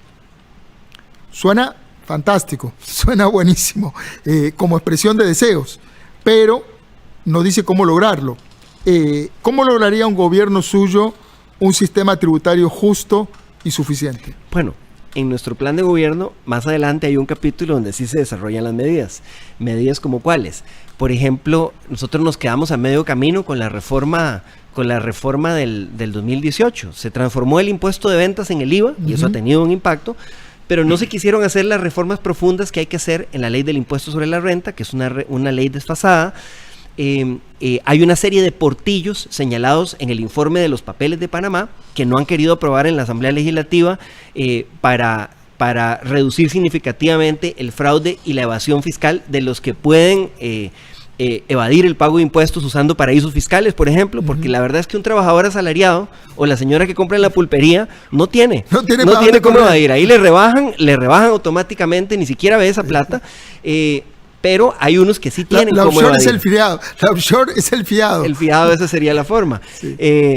Y ahora hasta el Simpemóvil, por ejemplo, ya Hacienda lo quiere, Hacienda lo quiere atajar. El ministro de Hacienda, Alián, anda con eso. Entonces, hace falta una serie de reformas. Hay al menos 10 proyectos de ley que están puestos sobre la mesa de la Asamblea Legislativa, no los han querido ver, para realmente tener un combate en serio contra el fraude y la evasión fiscal. Hay que hacer una reforma integral de la ley del impuesto sobre la renta, no para cobrarle más impuestos a las pymes, a las pequeñas empresas, a los trabajadores independientes, más bien para redistribuir las cargas, para que más bien podamos dar más incentivos a las pequeñas empresas. Hay que cambiar la alineación del equipo, no el equipo. Así es. El tema de las cargas, las mal llamadas, que algunos llaman cargas sociales, porque son las contribuciones a la seguridad social que nos permite financiar programas como FODESAF, por ejemplo, que es fundamental para financiar el combate a la pobreza. Es cierto que hoy el modelo de recargo de planillas hay que revisarlo porque afecta o incrementa los costos del empleo formal. Porque ahí tiene una contradicción, porque las pymes son las que más sufren tener un trabajador en blanco, digamos, regular, un trabajador registrado en la caja. Claro, pero además nosotros queremos apoyar a las pymes, incentivarlas, pero queremos empleo decente, con seguridad social. Entonces, hay que realmente posicionar, y esto lo han hablado otros candidatos, creo que podemos construir un acuerdo nacional. Hay que poner sobre la mesa un debate tripartito nacional con los distintos actores políticos y sociales, donde pongamos el dedo sobre la llaga. Bueno, queremos sustituir estas contribuciones para que no penalicen, digamos, el empleo formal, para que no sean sobre un costo de producción sobre la planilla, pero entonces tenemos que sustituirlas por alguna tasa adicional de impuestos sobre la renta, de rentas de capital, de las rentas más altas. Alguien tiene que pagar. Claro, porque no vamos a desfinanciar los programas sociales. Entonces, nosotros creemos que eso es viable y puede ser saludable incluso para garantizar a futuro el financiamiento de estos programas y proteger el empleo formal. Bueno, es uno de los temas que queremos poner sobre la mesa. Entonces, sí es posible tener un sistema tributario más justo sin seguir cargando a la clase trabajadora de impuestos. Eso me lleva al título de su programa de gobierno, que dice hay esperanza, y uno ve las encuestas y dice, bueno, ¿en qué país estará viviendo José María? No, es que yo estoy convencido de que hay que llevarle esperanza a este pueblo, de que no podemos, o sea, la campaña, y yo en eso coincido con el análisis que ustedes venían haciendo. Yo me vine temprano y estaba viendo el programa. Qué bueno tenerlo como audiencia. Sí, no podemos hacer una campaña únicamente de enojo, de quejas, de ataques. Tenemos que poderle demostrar al pueblo de Costa Rica que hay posibilidades de salir de este hueco, de salir de estas múltiples crisis que se nos han juntado. Es la tormenta perfecta. Es la tormenta perfecta. Se juntó la pandemia con debilidades que tenía nuestra economía, con la crisis fiscal, con la cuestión del desempleo, con la grave crisis de corrupción. Entonces, no es que vamos a dejar nuestro estilo de denunciar la corrupción y a los corruptos, no es que vamos a dejar de señalar las injusticias que se dan en este país, pero no podemos quedarnos ahí. Me parece muy bien. Ahí más adelante vemos cómo harían el cambio de ser, porque desde la oposición es una posición relativamente confortable marcar los defectos del que gobierna. En un plan, en una posición de gobierno, eso cambia y hay que hacer un rol. ¿Está preparado el Frente Amplio para hacer ese cambio de dejar de ser oposición a gobernar? Yo creo que sí. Lo vimos ahora en la construcción de nuestro plan de gobierno. Tuvimos equipos con mucha gente que participó en los distintos temas, es decir, no fueron propuestas que se sacó alguien de la manga y las escribió ahí, sino que fueron trabajadas con equipos en las distintas áreas, mucha gente que se ha acercado, pero no por incentivos de que se le va a nombrar en un puesto, sino que se ha acercado porque comparte las luchas, comparte los principios. Con ideales. Eso es motivador, por ideales. Yo puedo hablar también de mi trayectoria en la Asamblea Legislativa, a pesar de que soy diputado unipersonal, el único diputado de mi partido. Ahora vamos a hablar de la trayectoria del FA en Asamblea. Hemos logrado en este periodo y en el periodo anterior la aprobación de muchos proyectos de ley significativos, algunos que los mismos periodistas me decían, no, eso nunca se va a lograr aprobar. Y eso es porque obviamente hemos demostrado tener capacidad de negociación. Entonces nosotros hemos sido oposición dura cuando ha habido que hacerla, pero también hemos logrado que se aprueben leyes. Para que te aprueben una sola ley teniendo un solo diputado, y tenés que tener capacidad de hablar con todo el mundo. Incluso en las leyes que no hemos apoyado, hemos logrado incidir, que se aprueben mociones para mejorarlas, para hacerlas menos malas, al menos, si no las hemos votado. Y eso muestra, obviamente, esa capacidad que se requiere de un gobierno también. Don José María, durante muchos años hubo una cercanía, una empatía de dirigentes del Frente Amplio con el gobierno de Daniel Ortega en Nicaragua. ¿Cuál es hoy la posición sobre las elecciones de ahora, del próximo domingo en Nicaragua? ¿Cómo caracterizaría usted hoy a Daniel Ortega?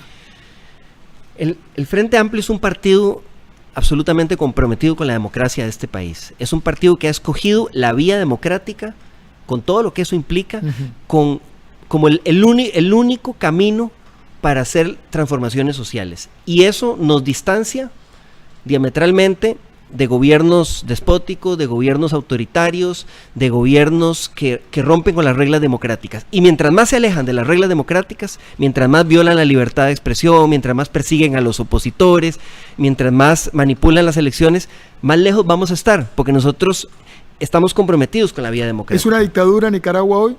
Está más cerca que nunca de una dictadura. Yo creo que sí. Y es muy doloroso, pero no se puede tapar el sol con un dedo. Probablemente si yo viviera en Nicaragua, ya estaría dentro de los presos políticos por denunciar exactamente lo que denuncio y defender exactamente lo que creo en Costa Rica. Y me he topado muchas personas que comparten totalmente mis ideales, nicaragüenses, que son personas de izquierda democrática y que están aquí exiliados en Costa Rica, entonces por defender los derechos humanos. Entonces no se puede tapar el sol con un dedo. Don José María, usted demoró mucho el anuncio de su candidatura presidencial. Le costó decidirse, no quería asumir y tuvo que asumir porque el Frente Amplio no tenía un candidato suficientemente conocido. No, definitivamente no. Es que lo pensé bastante porque ya pasé por donde asustan. Lo pensé bastante porque y aquí ya asustan con ganas. Claro, porque ya tengo esa experiencia y entonces sabía a lo que me enfrentaba. Además, hemos pasado una situación muy particular. Yo estaba convencido y estoy convencido de que con los problemas tan grandes que tenemos en el país, con las decisiones tan importantes que tiene la Asamblea Legislativa, no era posible lanzar los fuegos electorales, arrancar la campaña electoral tan prematuramente. Creo que era conveniente acortar la campaña electoral y creo que los hechos me están dando la razón porque eso está como empezando, a pesar de que hicimos el anuncio en octubre. Pero hay reemplazo en el Frente Amplio para José María Villalta. No se ve con claridad. Digo, no, a lo mejor uno no conoce y probablemente haya mucha gente talentosa, pero no se ve con claridad una dirigencia luego del rol que tuvo don José Merino y doña Patricia Mora. Yo creo que sí, y eso a mí me tiene muy esperanzado, porque yo no me veo como esos candidatos eternos, no me veo como Otto Guevara. No me veo como esos políticos que están una y otra vez y otra vez y otra vez de candidatos. ¿Cuántas veces se ve? Yo creo que sería difícil verme más de una tercera vez. Y lleva dos. No voy a decir nunca, pero realmente lo veo difícil. Y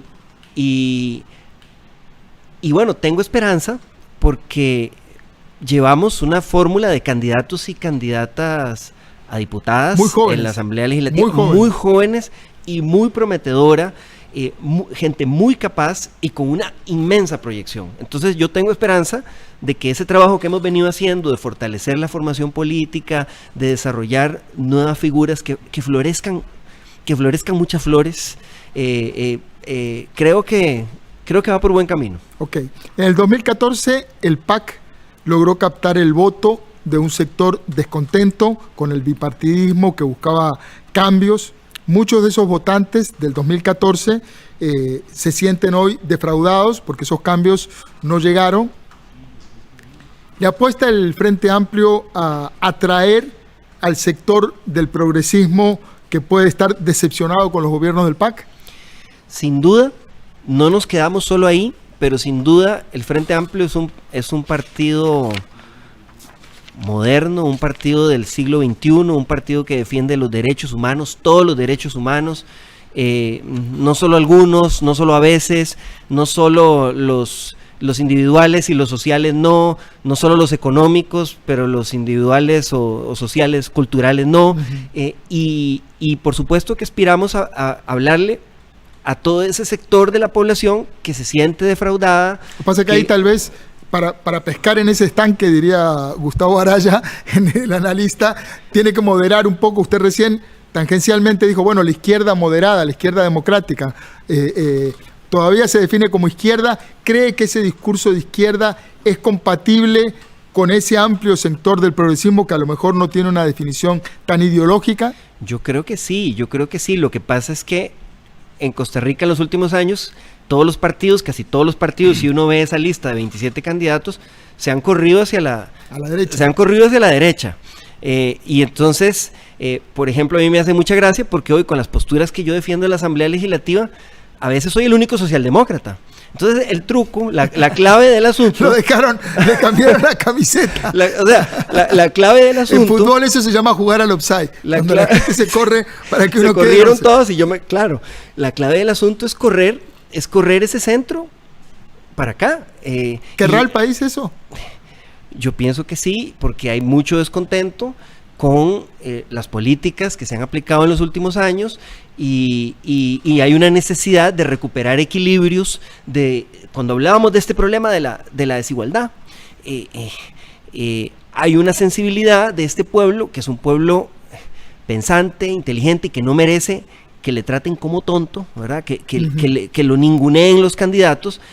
La gente sabe que hay políticas redistributivas, que hay equilibrios que diferenciaron a este país de naciones hermanas ensangrentadas en guerras interminables, y esas políticas hay que refundarlas, sea, no es nada más defenderlas para que funcionen mal, no, es que hay que, obviamente, impedir que se destruyan esos avances sociales, pero replantearlos para que sirvan para varios siglos más. A la participación, recién hablábamos del Congreso, a la participación del Frente Amplio en el Congreso, mucha gente le reconoce el aporte de diputados como José Merino del Río, como Patricia Mora, como el suyo, casi siempre cuando la fracción del Frente Amplio era unipersonal. Se han lucido en control político, en denunciar. Y en proyectos también. Y en proyectos. En pero también llevaron al Congreso a diputados como el sindicalista Jorge Arguedas, quien tenía antecedentes de violencia doméstica y le terminó durante un debate arrojando un vaso al presidente legislativo, o el diputado Ronald Vargas, quien tuvo que renunciar después de una denuncia por acoso sexual, o la diputada Ligia Fallas, que hizo una encendidísima defensa del gobierno de Nicolás Maduro, del de ahora, del más cercano. La pregunta es que usted está planteando un gobierno del Frente Amplio. Entonces uno dice, bueno, cuando están en el Congreso y son tienen uno o dos o tres o cuatro brillantes que hacen un buen trabajo. ¿Tiene el Frente Amplio la cantidad de gente para armar un equipo de gobierno, país cohesionado? Yo pienso que sí, vean las candidaturas que llevamos ahora. Yo creo que el partido ha crecido, se ha fortalecido, ha aprendido sus errores. Y nómbreme a alguien para economía. Sofía Guillén, Jonathan Acuña. Sofía Guillén va como candidata a la vicepresidencia. Bueno, es que le daría el recargo de economía. No, pero fue el primer nombre que me vino a la mente. Nómbreme a alguien para transportes.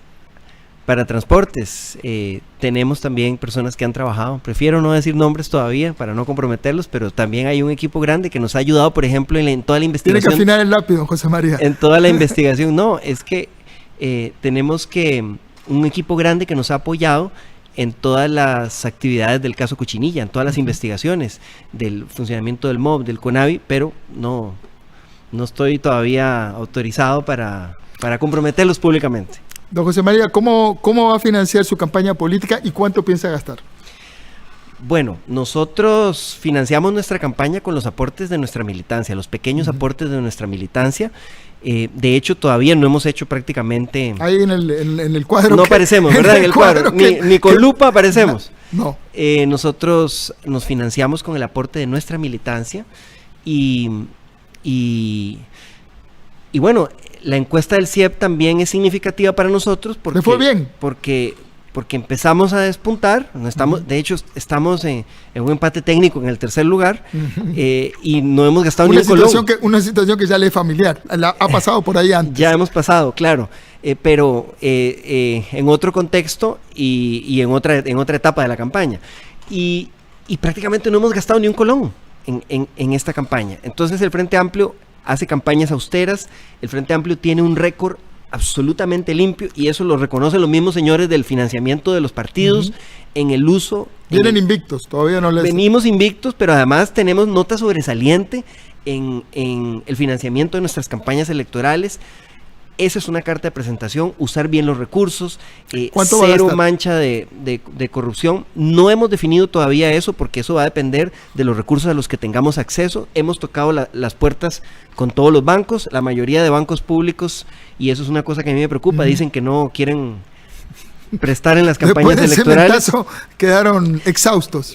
Sí, pero creo que esa política debe revisarse también porque debe haber disposición a financiar las campañas electorales. Ya tocaron la puerta y les dijeron que no. Los bancos públicos nos dicen que ellos no quieren ¿A ustedes financiar. no o a nadie? Dicen, es que eso no podría darse. Los bancos públicos dicen que ellos no van a financiar a ningún candidato. Ajá. Hemos también tocado las puertas con los bancos privados. Estamos tratando de concretar un préstamo y va a depender. ¿Con un banco privado? Sí, y va a depender de las encuestas, las posibilidades de financiamiento. ¿Por cuál es el monto que están negociando? Estamos buscando un préstamo de alrededor de 400 millones, pero como le digo, eso va a depender de las posibilidades de la campaña. Nuestras campañas son muy austeras y en este momento nos financiamos con la contribución de nuestra militancia. Yo, como soy diputado, soy el principal contribuyente del Frente Amplio. Le pegan una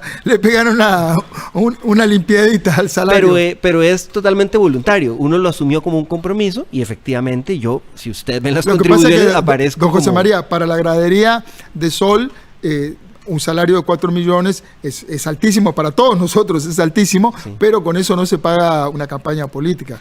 Estamos hablando de muchos más millones. No, pero nosotros tenemos gente que trabaja por mística, no compramos... Nuestros candidatos no compraron la diputación, nuestros candidatos saben lo que es fajarse y trabajar. ¿No les parece una buena inversión? No, es que las candidaturas deben ejercerse por convicción, por compromiso y no creyendo que se compró algo y que entonces se tiene derecho a hacer lo que se dé la gana la después, referencia porque anteriormente en este espacio un diputado dijo que bueno, que le parecía una buena inversión. Yo lo escuché y me parece terrible porque bueno, además de la desigualdad que se genera con las personas que no pueden aspirar aunque sean muy buenas, eso lo que genera después son diputados que creen que tienen que cobrarse la inversión a costa del pueblo. El retorno. ¿Verdad? Y eso es lo que hemos tenido muchas veces, diputados que están para responder a quienes les financiaron la campaña y no a la búsqueda del bien común. Le propongo un ping-pong rápido de preguntas con respuestas brevísimas de una frase. Pero no tiene que ser una sola palabra, porque en eso soy malísimo. No nos pongamos a jugar diálogo con mímica. Exploración petrolera. El peor error que podría cometer Costa Rica en estos momentos. Explorar oro en Cruzitas. No es viable, hay alternativas.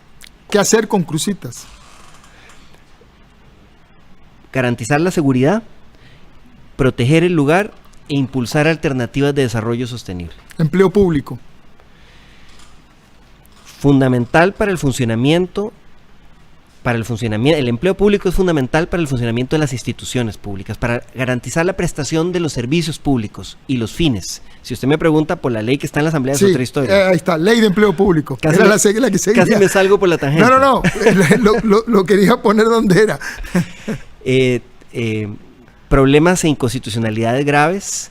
No podés legislar sobre algo tan importante pensando únicamente en la cuestión fiscal. Una ley de empleo público tiene que basarse en el mejoramiento del servicio público. Acuerdo con el Fondo Monetario. Revisable, modificable en cuanto a las medidas para cumplirlo. Las metas son necesarias, es necesario equilibrar las finanzas públicas, pero las medidas propuestas pueden revisarse y modificarse. ¿Hay alternativas al Fondo Monetario? Yo creo que sí, las había, pero en este momento el gobierno que va a entrar va a tener un estrecho margen de maniobra y va a tener que jugar con ese margen de maniobra. Aborto. Hay que discutir desde el derecho de incorporar en la discusión el derecho de las mujeres a decidir sobre su propio cuerpo. Pesca de arrastre. Insostenible y depredadora. Hay alternativas. Ya casi vamos terminando. Paola Vega, en el Frente Amplio. Compañera diputada con la que hemos tenido grandes coincidencias, cada vez son mayores. Suena prometedor, ¿eh? Brecha, creo que la tendría que considerar en esa lista que le pedí antes y que no me pudo dar. Brecha de acceso a la educación. Una emergencia nacional, uno de los mayores desafíos que va a enfrentar el próximo gobierno.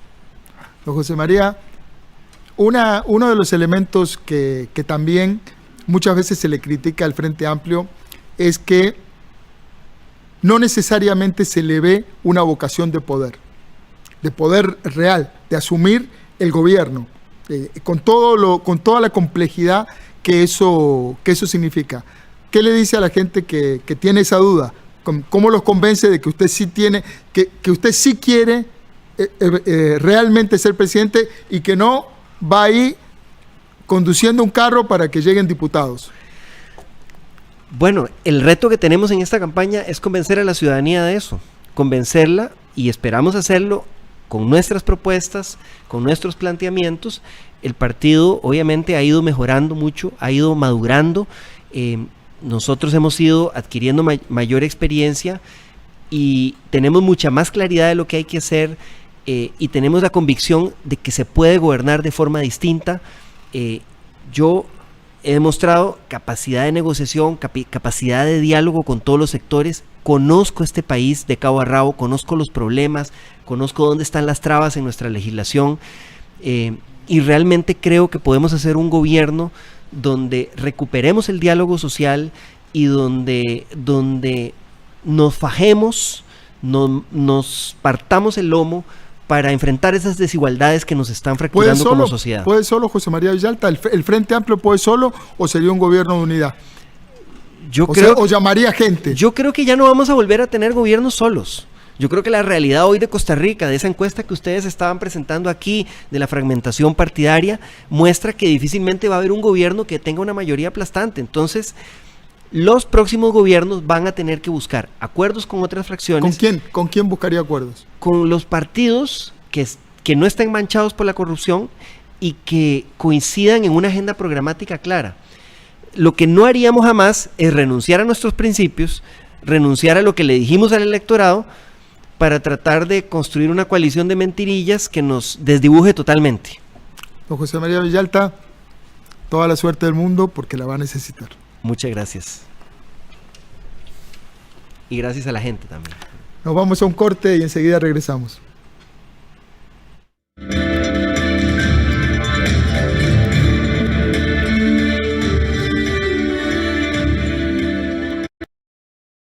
En nuestro espacio de cine mexicano presentamos El lugar más pequeño, un documental que nos narra cómo un pueblo metido en las montañas salvadoreñas logra salir adelante luego de un desastre. Sí, recuerdo que estábamos todo el mundo en su casa debajo de las camas y se oía la pala. Este 31 de octubre a las 9 de la noche, aquí en 13, Costa Rica Televisión.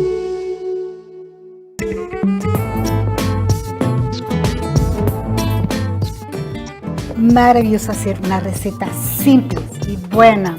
Sí, a mí me gusta bastante el relleno. Y por último las nueces para tener algo crujiente. ¡La! Miren, 25 minutitos. Aquí están nuestras 2 tortas de legumbres.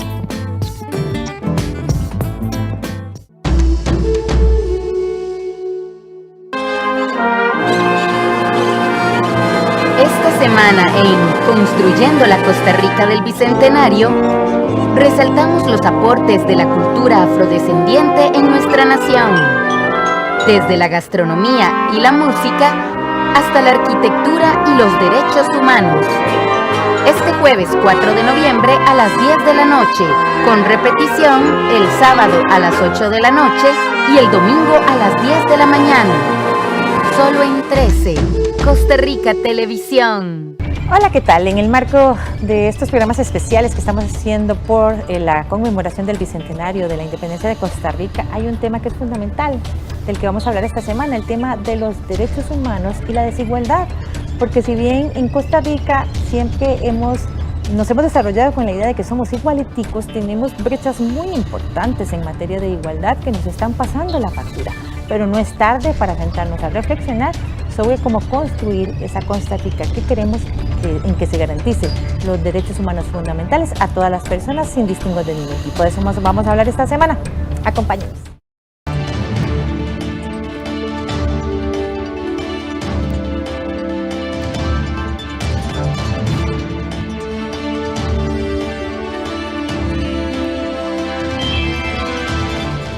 Al cierre de nuestro Zoom electoral de este miércoles, retratado como un diputado de cuerpo entero, con madurez, con experiencia, José María Villalta Flores Estrada, que acepta, y se lo pensó mucho y así lo dice, la candidatura presidencial del Frente Amplio, pues ya en las últimas, en el momento propiamente del anuncio que coincidía con el calendario electoral en el cierre de nominaciones. José María Villalta ha hecho una declaración muy contundente hoy, que yo no le había escuchado con esa contundencia, Gustavo, respecto del tema de las elecciones en Nicaragua y se distancia, ¿verdad?, con una claridad meridiana de lo que sucede en el gobierno orteguista de cara a las elecciones, a las votaciones, porque esa no es una elección, del próximo domingo. Eso me parece que es muy necesario de resaltar.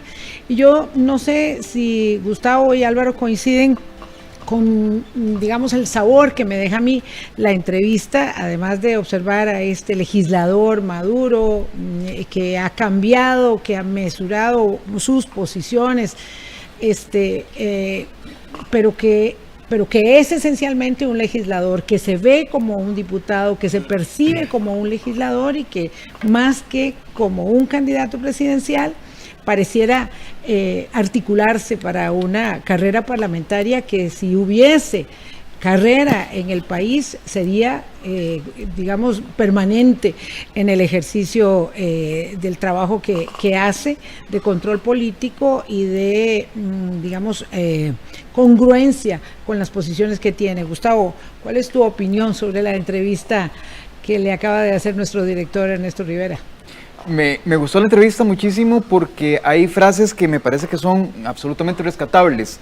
La frase de don José María Villalta: soy probablemente el único socialdemócrata, creo que retumba, ¿verdad? Es un tema interesante en medio de un planteamiento de un proceso electoral altamente poblado, pero que además refleja que efectivamente hay, digamos, una ausencia de claridad respecto de esos planteamientos que hoy tienen a José María Villalta, digamos, en una posición en disputa precisamente de postulados que en otrora situación fuesen del Partido de Liberación Nacional, por ejemplo.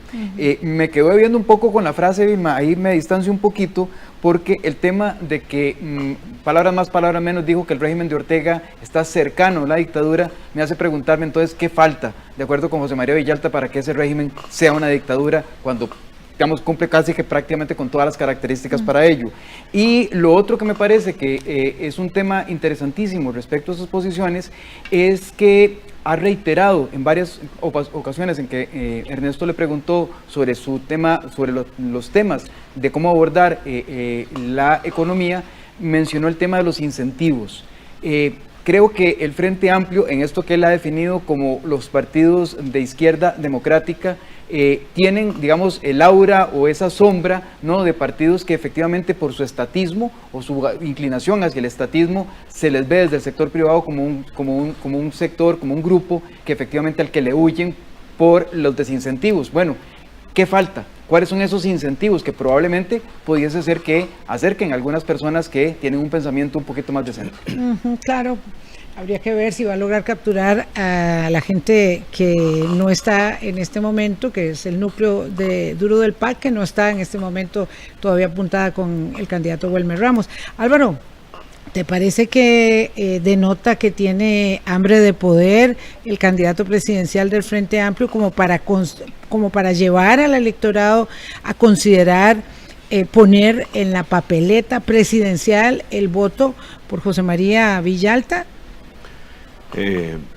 Vilma, es el mensaje que él da. Sin embargo, dice que se podría postular incluso una tercera ocasión, lo cual deja abierta la posibilidad de que no triunfe en esto. Digamos, en términos de mensaje, deja esta idea, y ciertamente se presenta en sus mensajes como un candidato, digamos, evolucionado en sus formas, incluso en su lema: hay esperanza. Extraña uno incluso otras formas de don José María, de una manera más contestataria, más agresivo contra el sistema político. Ahora ciertamente pues vemos a una figura más evolucionada, más madura, más centro-izquierda quizás, y parte de eso es el mensaje que da sobre Nicaragua. Gustavo dice, bueno, ¿qué falta para que sea una dictadura? Sería la pregunta que habría que plantearle para que sea una dictadura del gobierno de Daniel Ortega. Yo me hago otra pregunta: ¿desde cuándo fue considerado en el Frente Amplio una dictadura o algo cercano a una dictadura el gobierno de Daniel Ortega? Porque recordemos que hasta hace unos años había algunas figuras dentro del partido pues que simpatizaban con este gobierno. Entonces, ¿desde cuándo? Porque ahora mismo probablemente en Costa Rica todos coincidiremos con esa respuesta o más contundente en contra de Nicaragua. Lo cierto es que hay un candidato, digamos, evolucionado en sus formas y en su mensaje también. Sí, yo me quedo con la idea de que le falta traducir ansias, ganas, hambre de poder al candidato, lo cual sí denota con mucha solvencia como legislador, como diputado. Ernesto, nos vamos yendo ya. Nos vamos yendo. Sí. Les agradezco. Tuvimos un programa intenso. Recorrimos todos los sectores de la cancha. Análisis, entrevistas, datos, información. Nos vemos el próximo miércoles a las 8 de la noche. Gustavo Araya, Vilma Ibarra, Álvaro Murillo y este servidor. Los Buenas esperamos. noches. Chao.